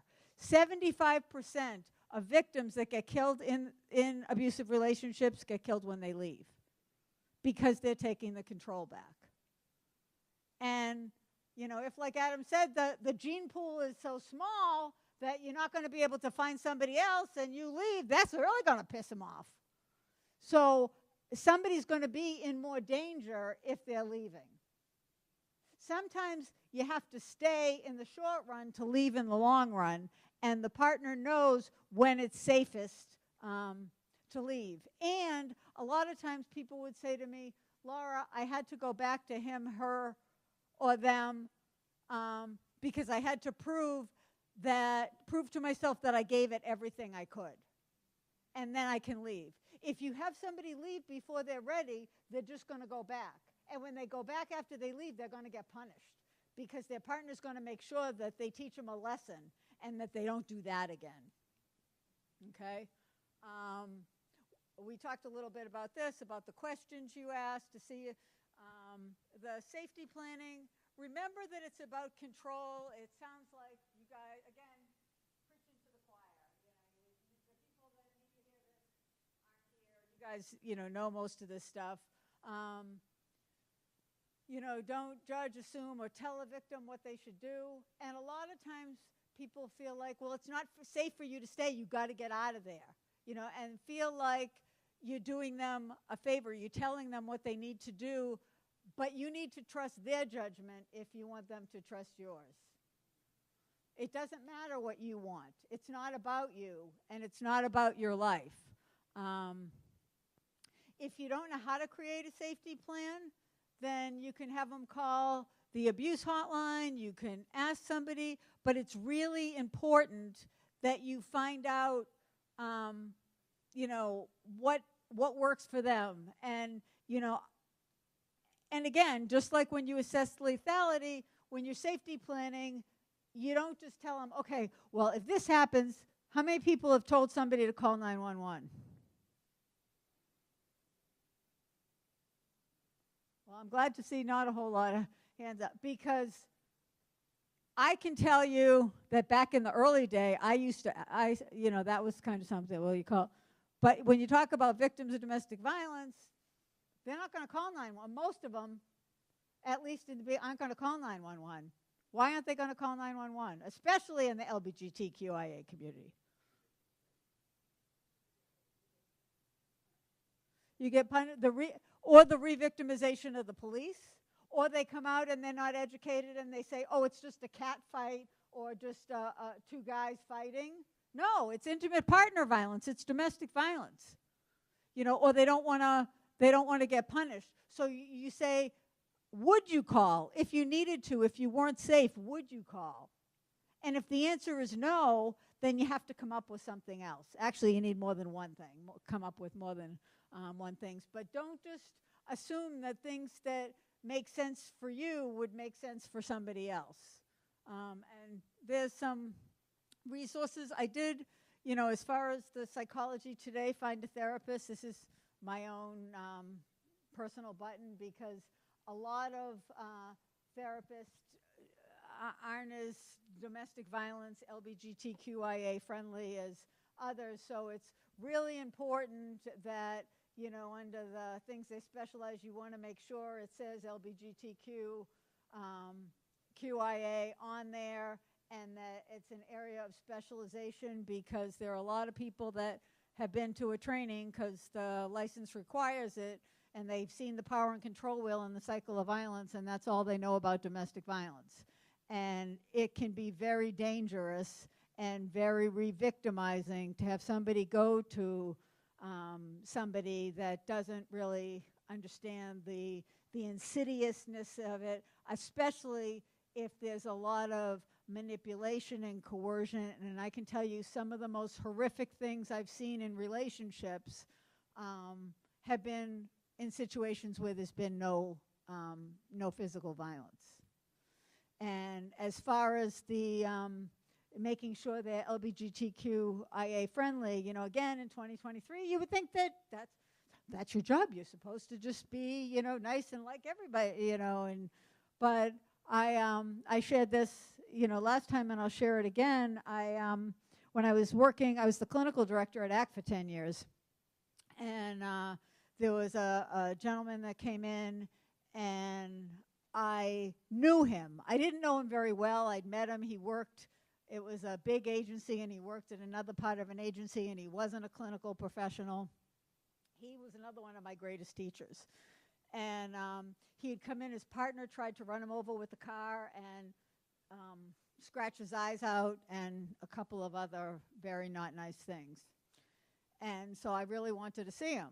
And so I called him by name, and I said, I'd really like to work with you, but I know you. I don't know you very well, because of that whole dual relationship thing. I'm very, play by the rules. But I really didn't know the guy. I just knew his name.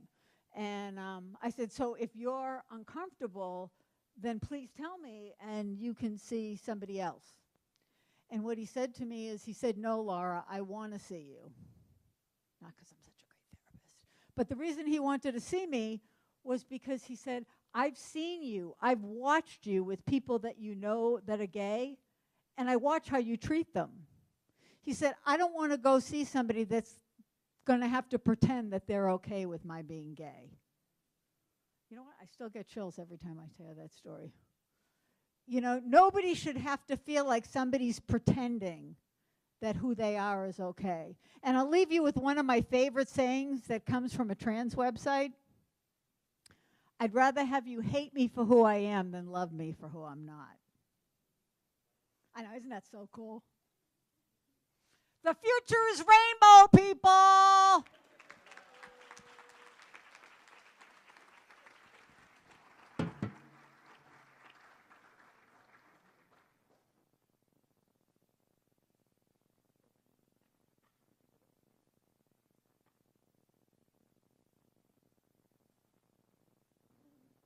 All right, we're going to take a short 10-minute break. During the break, if you want to write down any questions you have for the panel on those cards in front of you and just pass them in towards the middle, we will collect those during the break. Or if you want to drop them off on the front table up here as well, either way that helps.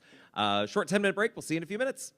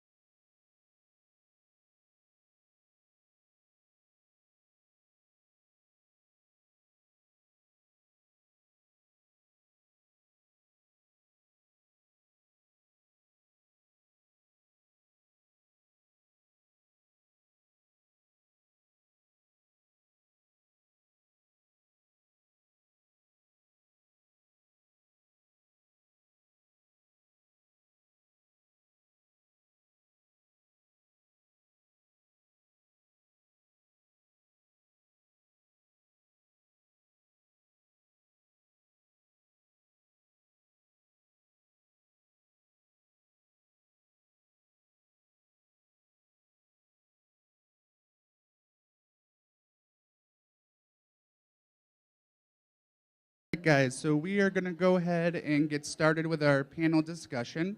I wanted to take a second and let you all know that Visuality has a program where we will put together panel discussions just like this with representation from all aspects of the community. So if any of your agencies would like to have a panel discussion like this, please reach out to me or reach out to Arlene. She actually runs the Visuality Voices program. But we are happy to come out, and whether it's, if we're allowed to, at a school or at a business or at an event, and we will gather the people to represent all aspects of the community. Just reach out to us and let us know what you're looking for, and we're happy to do that for you. I did want to take a second. We have met all of the presenters today with the exception of Robin. So I'm going to hand the mic over to Robin real quick so she can introduce herself. And thank you for being here today, Robin. Thank you for such a warm welcome. Hi, my name is Robin Crossgray Howard. My pronouns are she, they. I am a local business owner, and I am a bisexual and have been out since I was about 16.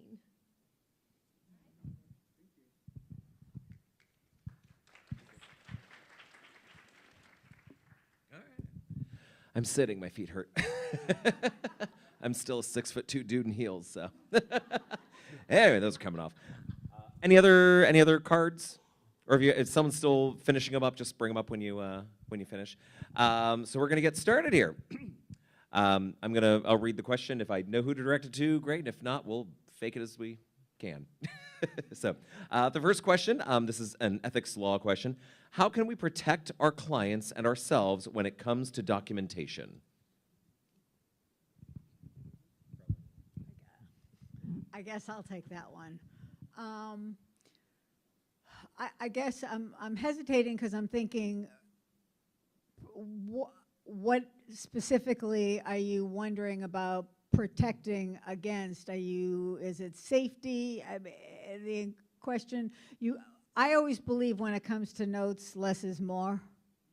The less, I always write things like family of origin issues, history in the relationship. I don't put details in my notes. If you work in an agency, then anybody that works at the agency can get to your notes, or somebody takes over that client after you sees your notes.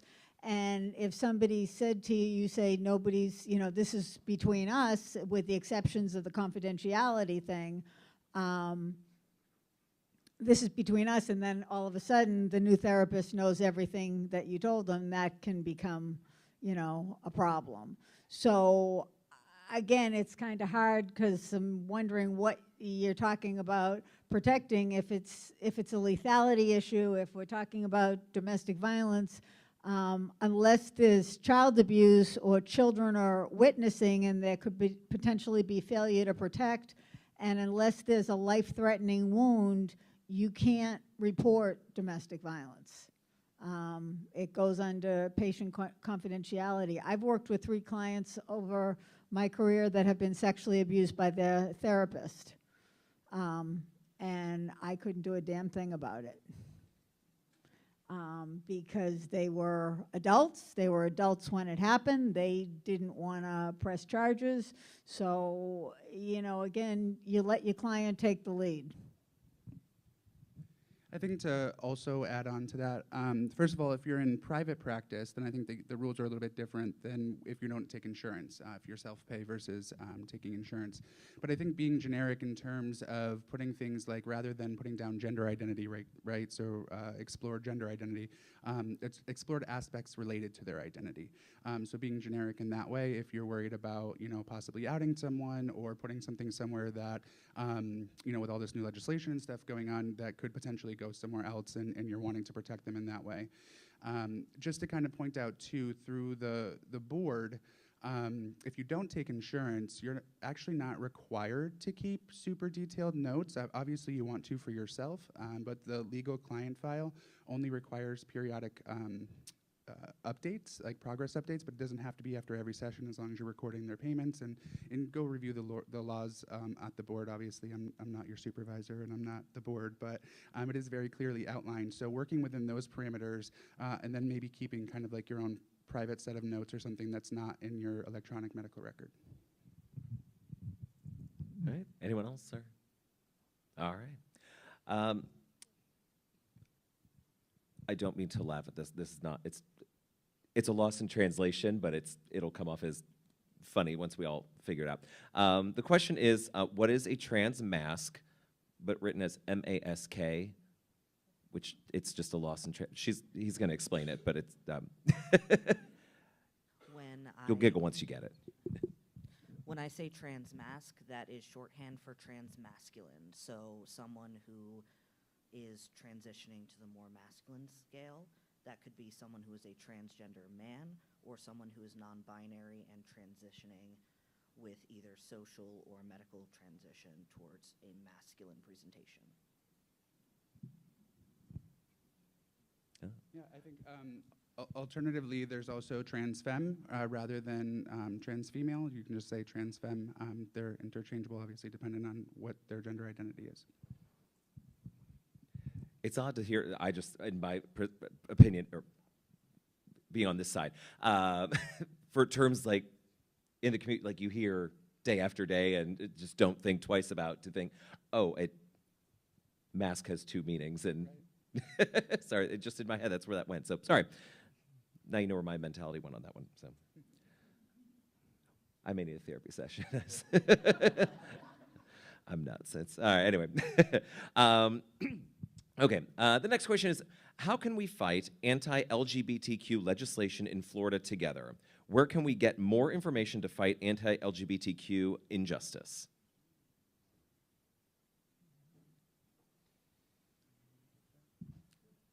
All right, so mic check, 1, 2.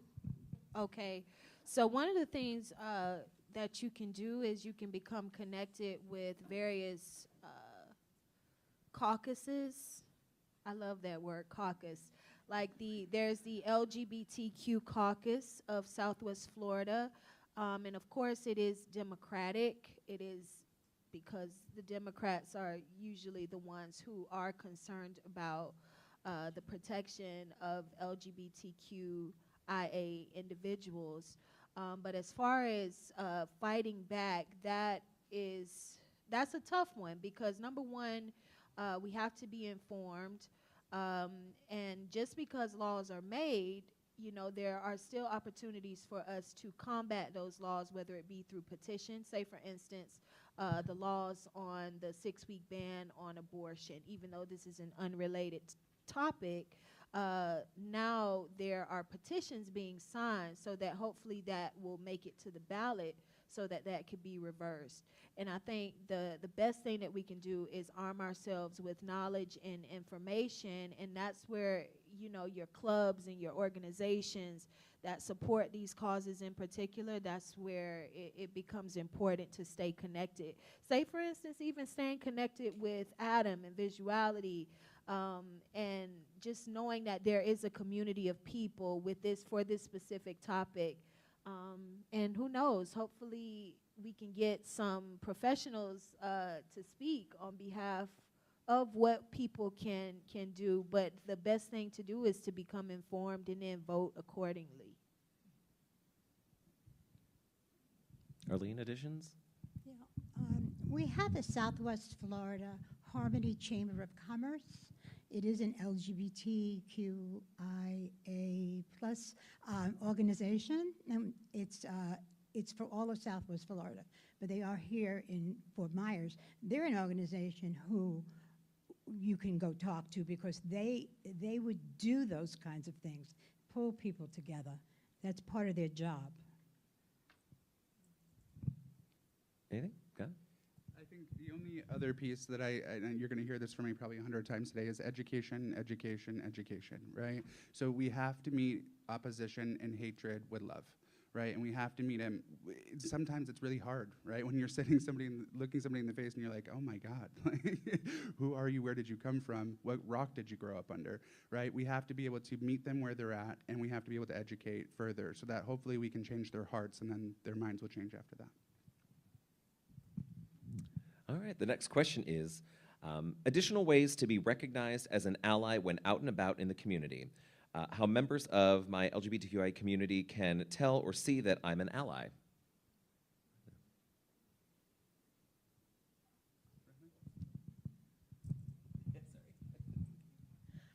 So there's actually like an ally flag that you can get as a pin or as a shirt. If you wanted to put that on your bag or your pin, you can always on your business card say LGBTQIA+ friendly, and just be in queer spaces very friendly and supportive, but not necessarily taking up the whole space. That's a great way to be an ally, I've found. You can also volunteer. That's always available to you. We're going to need volunteers for sure. I would add just that being seen in the community and becoming, like you said, involved, everything. The more everyone knows you, then the more they realize you're an ally. It's just be seen, be visible, help out. Yeah. I also would add in, you know, if you're thinking when you're in Target and if you hear someone use a slur or something like that, you can be an active bystander.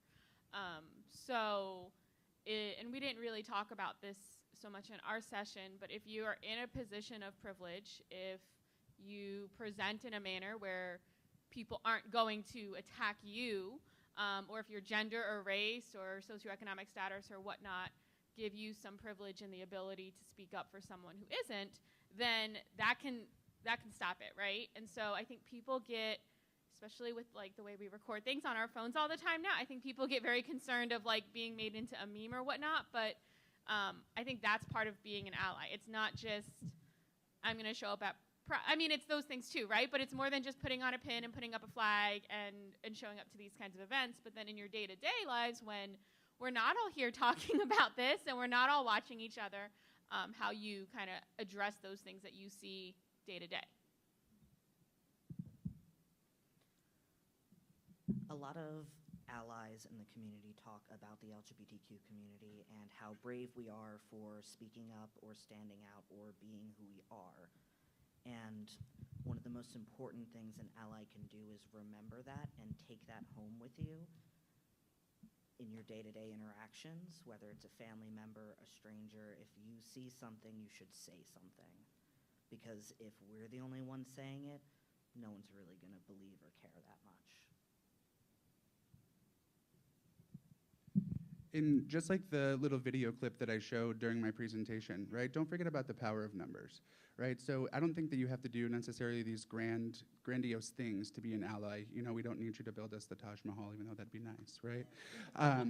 But I think just showing up and being your most authentic selves and allowing space for us to be there and to be seen and to be heard and to feel loved so that we can maintain our empowerment, right? So just being there and also don't underestimate the fact of having a friend who's 6'2", 250, you know, so if you need somebody there, you know, as long as I don't open my mouth, most people will back down a little bit, you know, but no, seriously, like power in numbers, I think, and just representation and being there as much as you can, just being a support. For parents in the crowd, if you're looking to be an ally, don't underestimate the power of showing up at a pride parade with free mom hugs shirts on, because there are a lot of kids there that really need that and that really appreciate that. So. And there's a Free Moms Hugs organization in Fort Myers. Yeah, there's a Facebook group. That's the best way I know to contact them. Anyway, that's that info. Next question is, I am a LMHC student and want to be more involved with all LGBTQIA+ populations, all ages. What would you recommend I do and how to be fully prepared when I'm a therapist? P.S. I would also love to know more about any LGBTQIA support groups. That was a lot, I This is actually where this training came from today, is that a couple of years ago, Megan Palumbo and I from Park Royal were sitting back and we were looking at what are the options. I really wanted to specialize in working with the LGBTQ community. I knew that I was a gay man, so I had some cultural experience, but I wasn't, I can't represent the whole community. And what we found is there wasn't any trainings, right? And there weren't any educational resources. So we decided we were going to create one. And so I would inspire you to do the same thing, right? Get with some of these other community organizations. When we talk about ending silos, this is what it's really about. We have 11 different sponsors that sponsored this event. Those are 11 different mental health organizations or businesses in this community that came together to sponsor this event so that we could train all of you and expose all of you to these issues. So yeah, it's a lot of work, but once you kind of get the momentum going, and I'm happy to help anybody organize anything like this that they would like to do, it does kind of take a life of its own, and it becomes a super rewarding experience. So the way that I've always kind of functioned is if it's not there, then we're going to create it, right? But it not being there is not an excuse for not going to get the training or the education. I also think exposure is a really, really important piece. So like Arlene said, volunteering, putting yourself out there, whether it's going to an LGBTQ youth event or whether it's coming down to the center and volunteering for a few hours just so you can start to meet more people in the community, doing whatever it is that you can think of to just have that exposure to the community. Go to a pride parade. Right? Just get yourself out there, ask questions in a respectful way, and most of us will answer them kindly and are open to those kinds of things because we want to educate and we want to move towards inclusivity. So I do think that cultural competence and training is super important, but I really think exposure and experience is more important, and the only way you're going to get the exposure and the experience is to be around members of the community. Well, and I also think we have to remember that we're treating the whole person. So one, you could work with members of the LGBTQIA community that have additional issues they're talking to you about, but also when you're dealing with victims of domestic violence or somebody struggling with depression or somebody that's struggling with anxiety, you have to treat the whole person. You don't say, well, I'm only going to treat people with depression that are straight or that are gay. We're going to treat the whole person. So I think it's much more mainstream. I started working with trans clients probably 20 years ago, way before Caitlyn Jenner or the internet, because I was working in domestic violence, and I can't say, oh no, I do domestic violence. I don't do LGBT. We treat the whole. And they were my teachers. I honor all those people as my teachers, and so by the time it became much more mainstream and people were going online and saying, oh, this is me, and they were starting to explore that, I was lucky enough to have had all those, people before them that taught me, because we have to treat the whole person.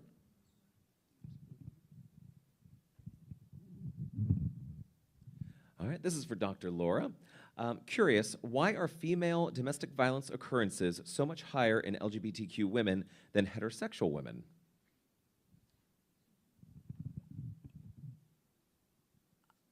I don't know the answer to that. My initial thought with statistics is you have to remember it's only what's being reported. And, LBG and gay women very often are already at a place where their relationship, they may feel like their relationship is being looked at differently. It may be more noticed. The violence. I think just because that's what people say, I don't know that that's necessarily true. I think that could just be what's being reported. I think the reason that I had the slide up there is these women and men are brave enough to report it, and that it's a very real issue in the community, and that they're brave enough to say it. And just because in the heterosexual community, the domestic violence is the closeted piece and not the sexuality, doesn't, again, when you look at stats, you have to look at them with both eyes open.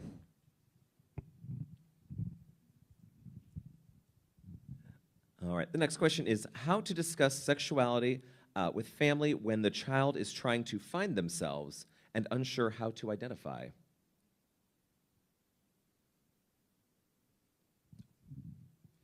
I think it comes back to the relationship, right? So parents, obviously, a lot of times, barring any sort of homophobia, transphobia, any sort of issues like that, parents are scared for their kids, right? They want the kids to have the best childhood they could potentially have. And I think when they start to talk about issues like sexuality and sexual orientation and gender identity, unfortunately, parents see the same things that we all see, right? Which is that that's going to be a tough road ahead, or it could be a tough road ahead. It's not a guaranteed, but the statistics would support that it's going to be tough. So what I always drive home for parents is, let's think about the relationship and the impacts of the relationship. And I think about the relationship a year from now, 5 years from now, 10 years from now, right? So you have a choice. Your child is exploring their sexual orientation, or they're exploring their gender identity. Let them explore that. That's a normal part of development, right? And explaining developmental theory to them, and explaining all of these different ideas to parents. But I think it comes back to education in that way, and also really honing in on what the most important part for the parent is, which is usually the relationship. And unfortunately, they don't have a choice, right? If they want to maintain the relationship, they're going to have to kind of fall in line and understand where their kids are at, and meet them where they're at. And if we can support the parents in doing that by doing maybe individual sessions with them, parenting sessions with them to provide psychoeducation, or whatever the case may be, or inviting them to events, those kinds of things. I do that with a lot of my the trans youth that I work with. I will invite their parents to different events that we're going to, even if they're not youth events, so parents can come and ask. Starting support groups for parents so they can get together as parents and ask one another questions, and experiencing that journey. We are tactful at Visuality about making sure that we have parents who are heterosexual on our board of directors that represent that aspect too, so that we're making sure that part of the community has representation as well. But really just providing safe spaces even for our heterosexual counterparts who are trying to learn and grow, either as parents or as supports in the community.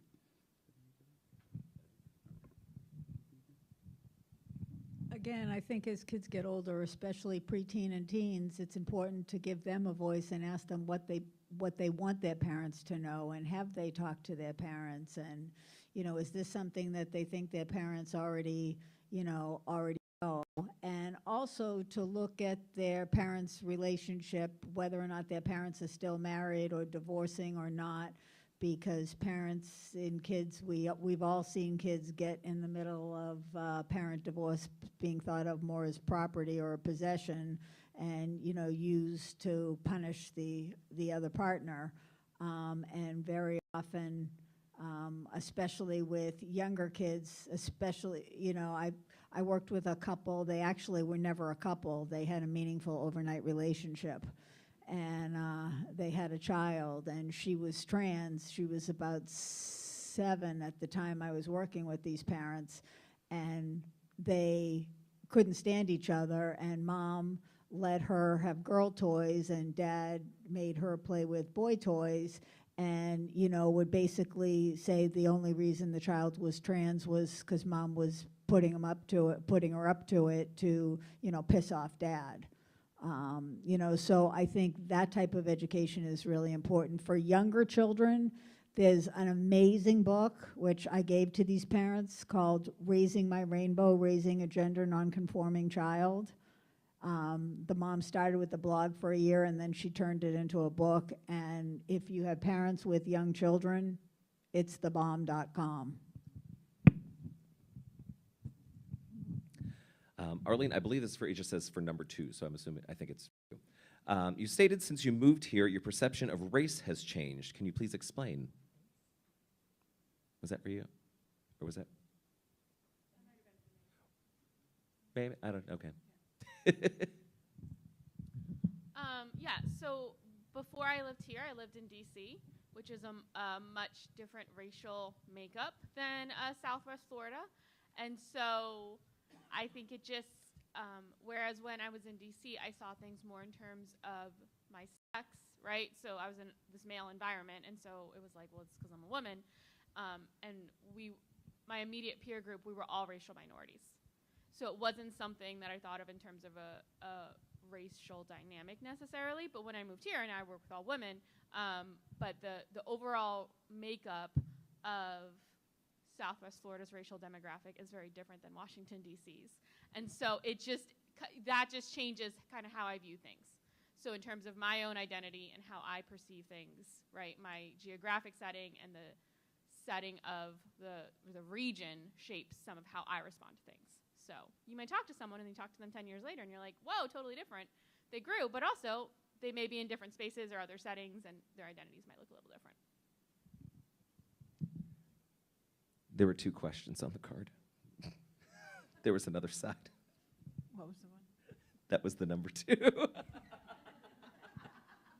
I'm pretty, but I'm stupid. So this is directed towards FGCU. What kind of protections are there for LGBTQIA applicants when job searching to overcome discrimination? So our protections would apply. They'd still fall under Title VII. So for any employers that have 15 or more employees, any Title VII, which is that non-discrimination employment law on the federal level, it includes all stages of employment. So it does include applying for a job if you are not selected and you believe it's because of sexual orientation, gender identity expression, sex, and you can kind of establish that discrimination test, then that would be a basis. Depending also, and I really spoke specifically about those 2 laws, but there's a variety of state and federal laws that could potentially apply. So if your clients are applying for jobs and the employer is a federal contractor, they're required to complete an affirmative action plan. The OFCCP requires that. They have their own protections in terms of discrimination protections, and people can file complaints that way.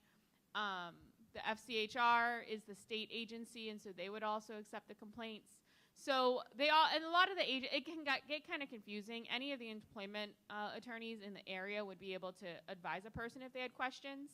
But if you do a lot of work with people who are dealing with employment type issues, there are a lot of free webinars and like the EEOC, it's EEOC, just the letters.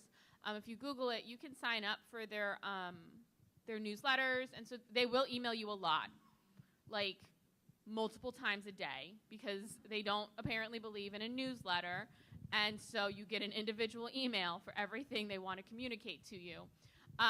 But they will tell you about their free webinars and whatnot. So they just did one last week on LGBTQ protections in the workplace, bringing together a couple different agencies, and they'll also tell you about the resolutions that are ongoing or that they are publicly announcing.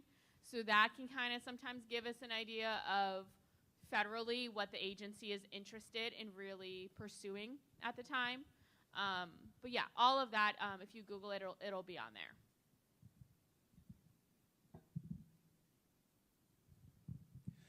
All right, our next question. How would your approach differ with a minor in an abusive relationship, not physically, sexually, which would be reported to DCF, but you have safety concerns that may arise, I believe I said a word wrong, but you have safety concerns that may arise to a safety concern. Nope, make sense enough? Okay. Bonus, with a client being in the closet and worried about being outed to parents. Did that make enough sense? Do you want to read it? Wow, that's a mouthful. It would really depend on what the safety concerns were. Would they be psychological safety concerns where I think the teen might harm him, her, or themselves? Had there been past harm? I probably would talk to the teens. I don't see kids anymore because I'm too old. Well, it's just the truth.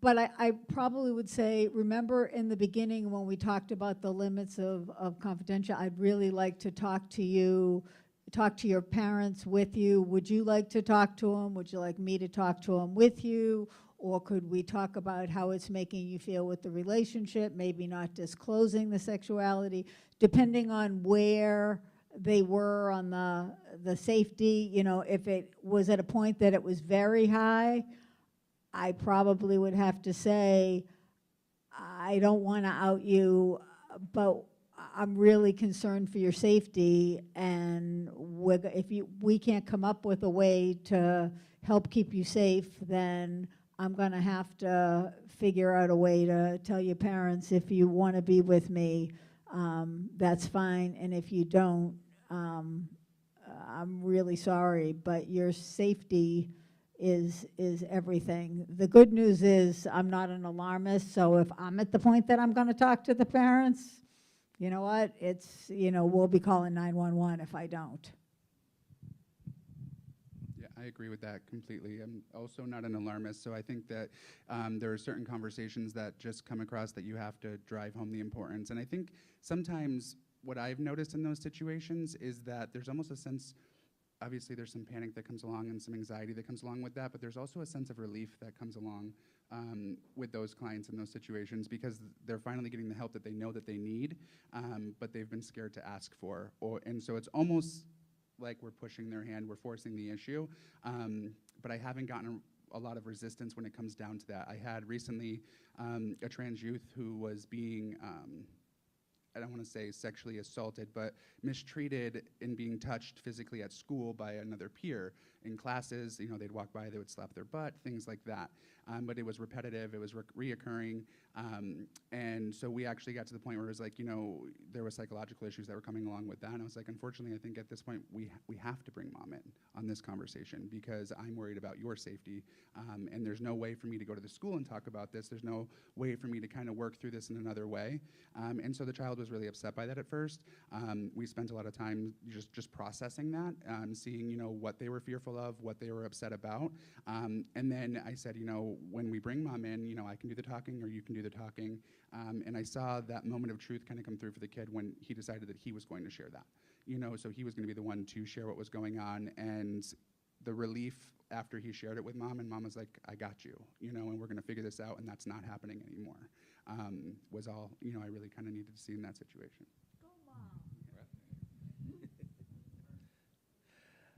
All right. Recommendations for school social workers and mental health professionals, or professions, excuse me, to support LGBTQIA students in a way to keep their job in light of current and progressing legislation. Help.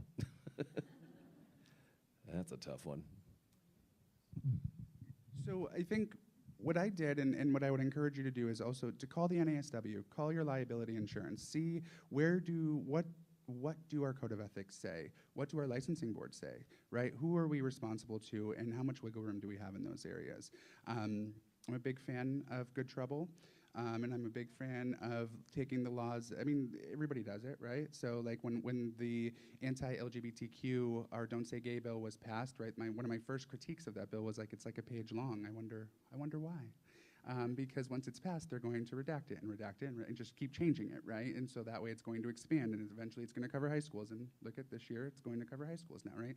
So we can do the same thing, but in a proactive and positive way, right? So like, how do we work around these issues? How do we stay within what we're ethically responsible for doing, right? And then how do we work within the law, but also get our clients' needs met, because that's our job as advocates. So I think finding creative ways to do that, creating, whether it be looking for resources yourself, right? And then maybe you have a parent or something that you can partner with, and they'll be the voice who is disseminating those things, outside of the school district, or some ways along those. I would actually love to sit down with some of you in the school district and pick your brains, because I'm not sure how that system works very well.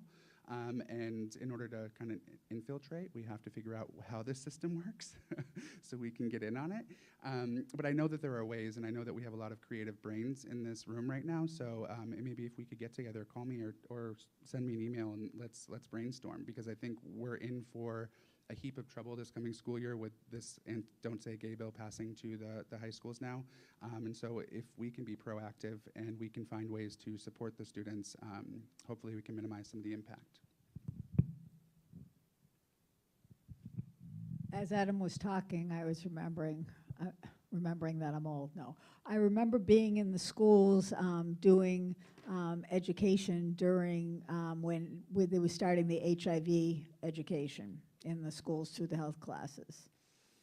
And parents were saying, well, my kid would never have sex, because the school system said that you can't say condom. That was it. you can't say condom in the school, and then your parents saying, well, they didn't need that because my kid would never have sex, and you can't, you know, well, are you willing, you know, and my response, because you kind of know I have a little bit of an attitude, it's like, well, are you willing to bet your child's life that, you know, he or she or they isn't having sex? And it's the same, it's like you can't talk about it. It's like when I would do education in the schools, and you know, I kind of have a little bit of a filthy mouth, and so sometimes I would swear and they would like look at me like, I can't believe she's saying that. I'm like, oh, you know, you're teenagers, you can have sex, you just can't talk about it. You know, this stuff, well, whether you say gay or not, kids are still gonna be gay. They're still gonna, you know, be trans, and they're still gonna be intersexed, and they're still gonna be asexual. And you're not going to make any of that stop. All you're going to do is make them feel badly about it and be afraid. And you guys know what comes after that.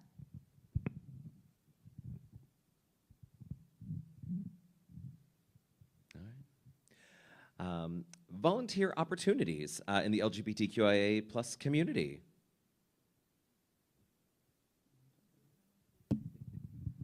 Well, as you know, we just opened our new center, and we just started to have some really nice programs again, and we need volunteers to go on those trips with them and work with kids. If you're interested in working with kids in the building, we have adult programs. We're going to have the adult programs in the day and the evening, so we're going to need volunteers for things like that to cover the front desk.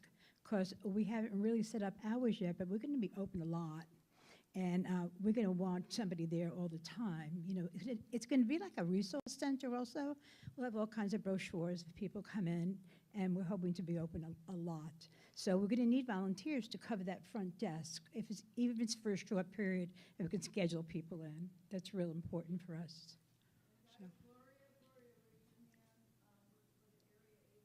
On the aging, she's also looking for volunteers. We know older adults have some challenges in a number of areas with LGBTQIA issues, so she'll stick around afterwards. She, you know, she'll do whatever I want right now because I'm talking. But please consider helping the area agency on the aging also with some of our older adults who are going to need care and support also. I love that she yelled that and she has a mic sitting next to her. It's not, it only works if it looks like you, I guess. I don't know, I'm apparently underdressed for the microphone. Your organization, I think it was a few years ago, we did do training for all the volunteers for that agency. And because they would be on the phones and they wouldn't know anything about the LGBTQIA information. So we did training, and I'm thinking maybe it's time again, because possibly they've changed over if they're volunteers. So we'll talk about it. Okay. I wonder if we should get the United Way to do a volunteer training for the whole community. For volunteers? Yeah. Christine LeConte. For volunteers, yeah. I mean, everybody here is probably United Way agency, but I can help too. But that would be a terrific idea for them.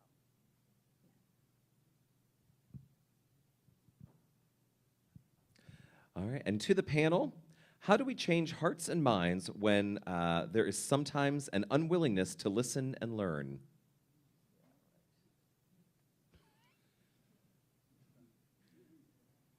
I have so many smart-ass answers going through my head. Just not gonna be the elephant in the room to say I'm not. I think the best thing that we can do is just show up. Just continue to show up. And as arrogant as you may seem, as overly confident as you may seem, there is a power in not letting someone run you up out of your spot or your right to exist and to exist as you are. And I think once you do that, you'll build that resiliency. And you know, those who are supposed to stay in your life, they will be in your life, you know, on a personal level, but you have to be comfortable with controversy and comfortable with opposition, because the notion that, you know, we can just educate people into leaving their hatred behind or leaving their ignorance behind, that we have not seen that play out well throughout time. And you have to just know that. Even, you know, in the field of social work, we're told no matter how great of a social worker you are, you can't save everybody. You won't save everybody. There are some people who will die by suicide. There are some people who will still go whatever route that you're trying so desperately to not get them to take. And I think when you approach all of living that way, you'll find some strength and some resiliency in that. But you'll find, hopefully, I'm encouraged by every face that's in this room, that there is hope and there's encouragement and a shoulder to lean on for people. But get comfortable with controversy. I likes it. I love it. So, you know, I think that's just my little take on it. I think that education is important simply because if people don't know, they can't even learn. They just don't understand. There was a situation when we had a Visuality Voices, and I think we were somewhere in Charlotte County, and they were, I think they were from the hospital, the nurses or the volunteers. And after I was finished with the presentation, I asked them, do any of you know other gay people outside of here? And you know, I think in a room of about 50 people, I think 3 people raised their hands because they really don't know they know anybody. There's so many ways, yeah, how would they know? So, you know, those are the kind of things, if they don't know, they can't learn and they can't understand. I think if you hear stories of people just like you might get it and understand that this is a person just like me, but they have this hanging over them, and I need to really look at this. You know, I think just education and stories and just give them like a personal touch. I think that really helped, and I think at the end of that session, I think people were really touched by a lot of things. We had a 4-person panel, and it was great. So, and I think it changed. If it changed one person, that's great. They can just pass that on. And I think a huge part is just don't get discouraged. There's a lot of things that are going to bring you down, but just keep going. Realize there's great people, I mean, in this room alone, like helping educate and helping push forward that, you know, we're all humans and we're all here just to love and have a good time, and we're not demons, or we're not passing agendas for kids and all. Oh, God, I hate people. Dark path, I know. I need a therapist. Anyway, but it's don't get discouraged, and just keep reminding yourself that it's brighter days are ahead. And to piggyback off of that, don't underestimate how many people can change their minds. The amount of people that I have told, hey, I know you don't know any trans people, I'm a trans person, I'm open to questions. Any of those weird, embarrassing questions that you don't want to say out loud, you just want that more information, ask me. I will answer those questions because education is so important. I can't even count on both hands how many people started a conversation with me from a place of anti-trans rhetoric and turned around to, well, I'm uncomfortable, but I get it. And those small changes are so important because those will continue to go forward. Well, and I think that's really important, the difference between not understanding and not being comfortable. I think a lot of people are uncomfortable with things that they don't understand, and some people just don't understand. My initial thought was, you know, I think the education is really important for people that are willing to listen. I think for just like the politics, the polarized politics, the people that aren't willing to listen have issues that are much larger than that, and to just, you know, hold on to who you are and not give them the power to make you feel less than or marginalized, because then then they win. And, you know, we're talking tolerance. We want them to be tolerant. Well, we have to be tolerant of their inability to be tolerant and not to give them the power to tell us who we are or are not. I think kind of echoing all of those sentiments, besides just showing up, being present, being vocal, telling stories, one thing we have to remember with people who don't understand is that oftentimes they also want to be heard, which is why they're screaming at the tops of their voices, but no one seems to be listening to them. So I found that if you sit down and take the time and listen to what it is, it's easier to make a connection and easier to relate to them, and you'll have a better chance of making inroads. Now, granted, this is on a one-on-one basis, but sometimes it just takes one person to turn around multiple people, because then they'll go, ah, light bulb goes off, and they're able to have a better conversation with the people around them. So that intolerance, you have to find a way to listen and get to where they can listen to you back. I was about to say just about what you said there, but I think sometimes it comes in with folks who are not listening to what you say, like saying, are you just wanting to have this debate with me to prove that you're right, or do you actually want to hear what I have to say because you're actually interested in learning right now? Like, do you want to have this conversation because you want to fight with me, or do you want to have this conversation because you want to learn more information? Another thing I would say is, like, hope is really powerful. I think that there have been some really dark times, and it's been hard to be hopeful. But I think if we remember not to give up hope, that things are going to continue to change, and there are people who are doing the work, and that we can be the people who are doing that work as well, that will continue to grow. And I'll also say to you, another piece is surround yourself, continue to educate yourself.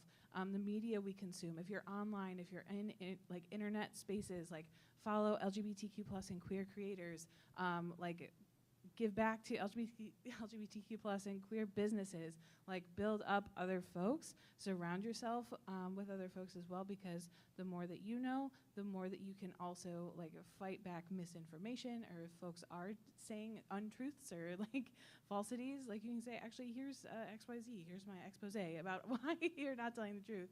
That also does help there as well. Absolutely, and this is a point that I've been trying to find a way to work in this entire conference, and I wasn't sure whether or not I wanted to do it, but I'm going to do it because I have an axe to grind. So first off, for anybody in the room who is LGBTQIA+, thank you for being here, but I also have a little bit of a public service announcement. We are failing our trans, non-binary, and bi populations. And these people have risen up and supported us time and time and time again. During the AIDS crisis, it was the lesbians who supported the gay men and helped us to get through and got the medical care that we needed and supported us, right?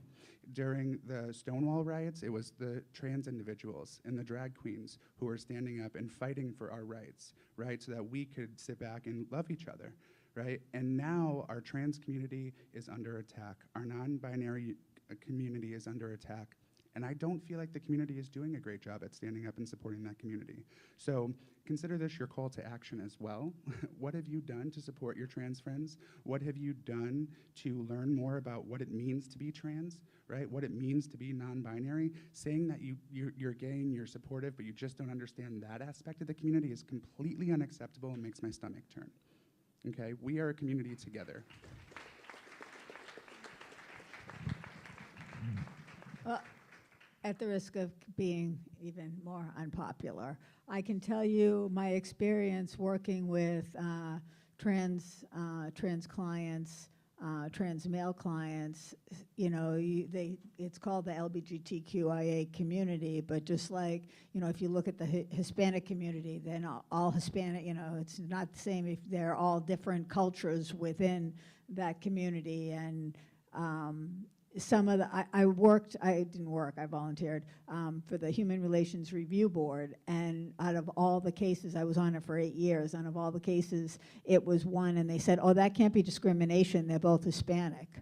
But it was discrimination because they were two different ethnicities, and they look at the LGBTQIA community, but working with trans clients, I can tell you some of the most egregious comments that I've heard are gay men to trans men saying things like, "Oh, poor little boy thinks he's a girl," and just really malicious as they start transitioning, really not only being unsupportive, but in almost every trans client that I worked with,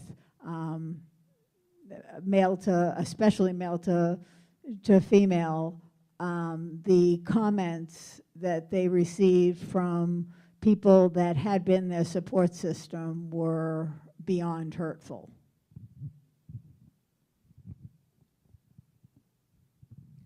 All right, we're going to turn over to the back if we have any questions from our online viewers. Sure. Oh, see, now it works.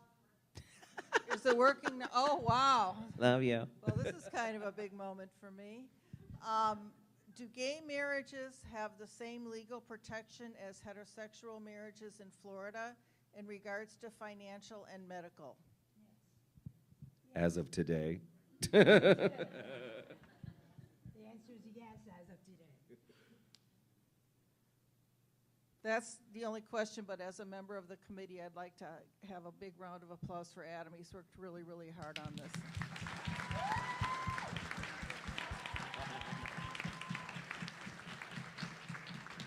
Also in the back of the room, trying to be invisible, Samantha from Lee Health, who's also spent a lot of time.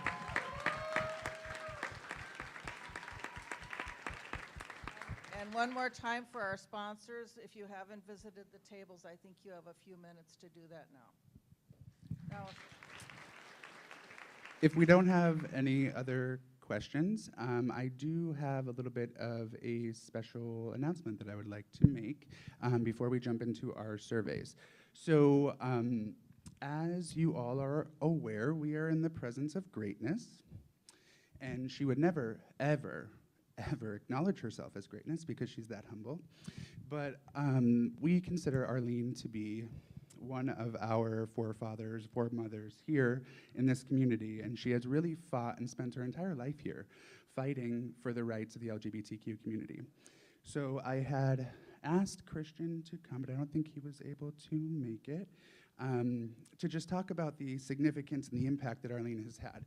She told you a little bit about her story, but she, in addition to that, she has started Visuality, she started Southwest Florida Pride, and she started the Chamber of Southwest Florida Chamber, Harmony Chamber of Commerce. We gotta talk about that name, it's difficult. Just kidding.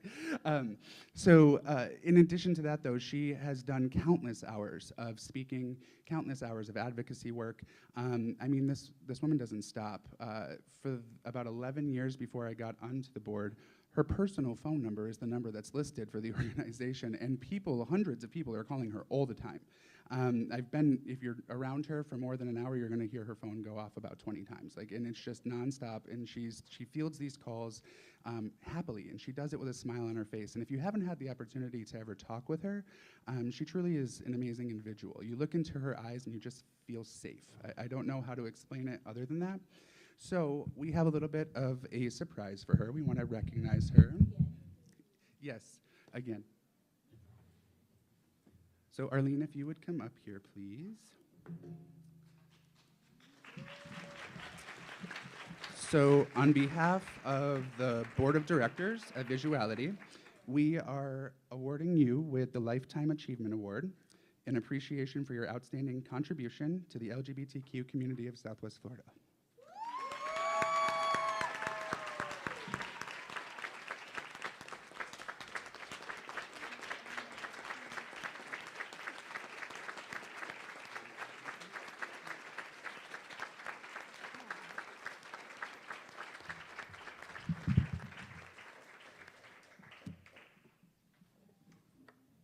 See what I mean about this board of directors? The other day when we had our opening of our new center, I didn't know that they were naming the center after me, the Goldberg Center. And I was like shocked. And now this, and it's overwhelming for me because I'm doing what anybody else would do, you know, put in a situation where I felt like I had to at the beginning, and then it just became a thing. And then you can't stop because it just feels like there's, you know, what goes on with the government and what goes on with this and with that, and it just goes from one thing to the next thing. And but it's just my pleasure to serve the community. It really is. I just love this community. When my wife died, I thought about leaving Fort Myers. It was like 9 years ago. I thought about maybe moving up to St. Pete, where it's friendlier. I said, maybe I should do that. And then when I looked around, I said, not done. I'm not done. So I stayed, and I was just telling some of my friends that I didn't go to college. And I took, after high school, I went to work, and then I ended up taking two English courses after that, and I aced it, even though I hated school. And I'm signing up with the University of Maryland to take courses online because I'm taking psychiatry courses because I've been so involved in all of this for so many years. And before I came here, when I lived in New York, I worked for a community center for 12 years. So I have a lot of history there too, so I guess that's what I should be doing. So that's what I'm doing. So thank you so much. I mean, it's...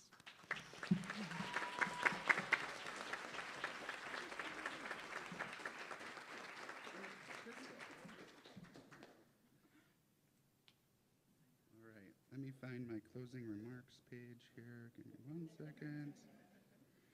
All right.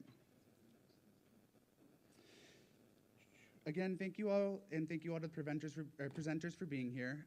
Thank you everyone in the room for taking the time out of your busy schedules to come together to enhance our practices on behalf of the LGBTQIA+ community. To receive CEUs for this conference, please scan the QR code on the screen. The QR code will direct you to a survey that will ask for your information, and Park Royal Hospital will submit your CEUs. If you're attending virtually, the link for the survey will be put in the chat box. As well, if you guys have any questions, any follow-up ideas, please let me know. For those members who have ideas, or people who have ideas about what we should be doing for the community here, I want to know that as well, right? So I have a board of directors of 13 people who are ready to program. We are ready to get out there. We want to make community connections. We are looking to expand and grow and do what needs to happen so we can change the culture of this community, but I can't do it alone. And the 13 of us, we're worked pretty hard. I push everybody kind of to their limit. So we need more help, we need some more support, and we need some more ideas, because we also realize that we don't know everything and we can't represent all aspects of this community. So if you have programming you want to see, if you have youth initiatives you want to see, if you have ways to support our youth program, right, or any of our programs, please, please, please reach out to me. We need your help. Thank you again for being here, and make sure you get your CEUs by doing the survey.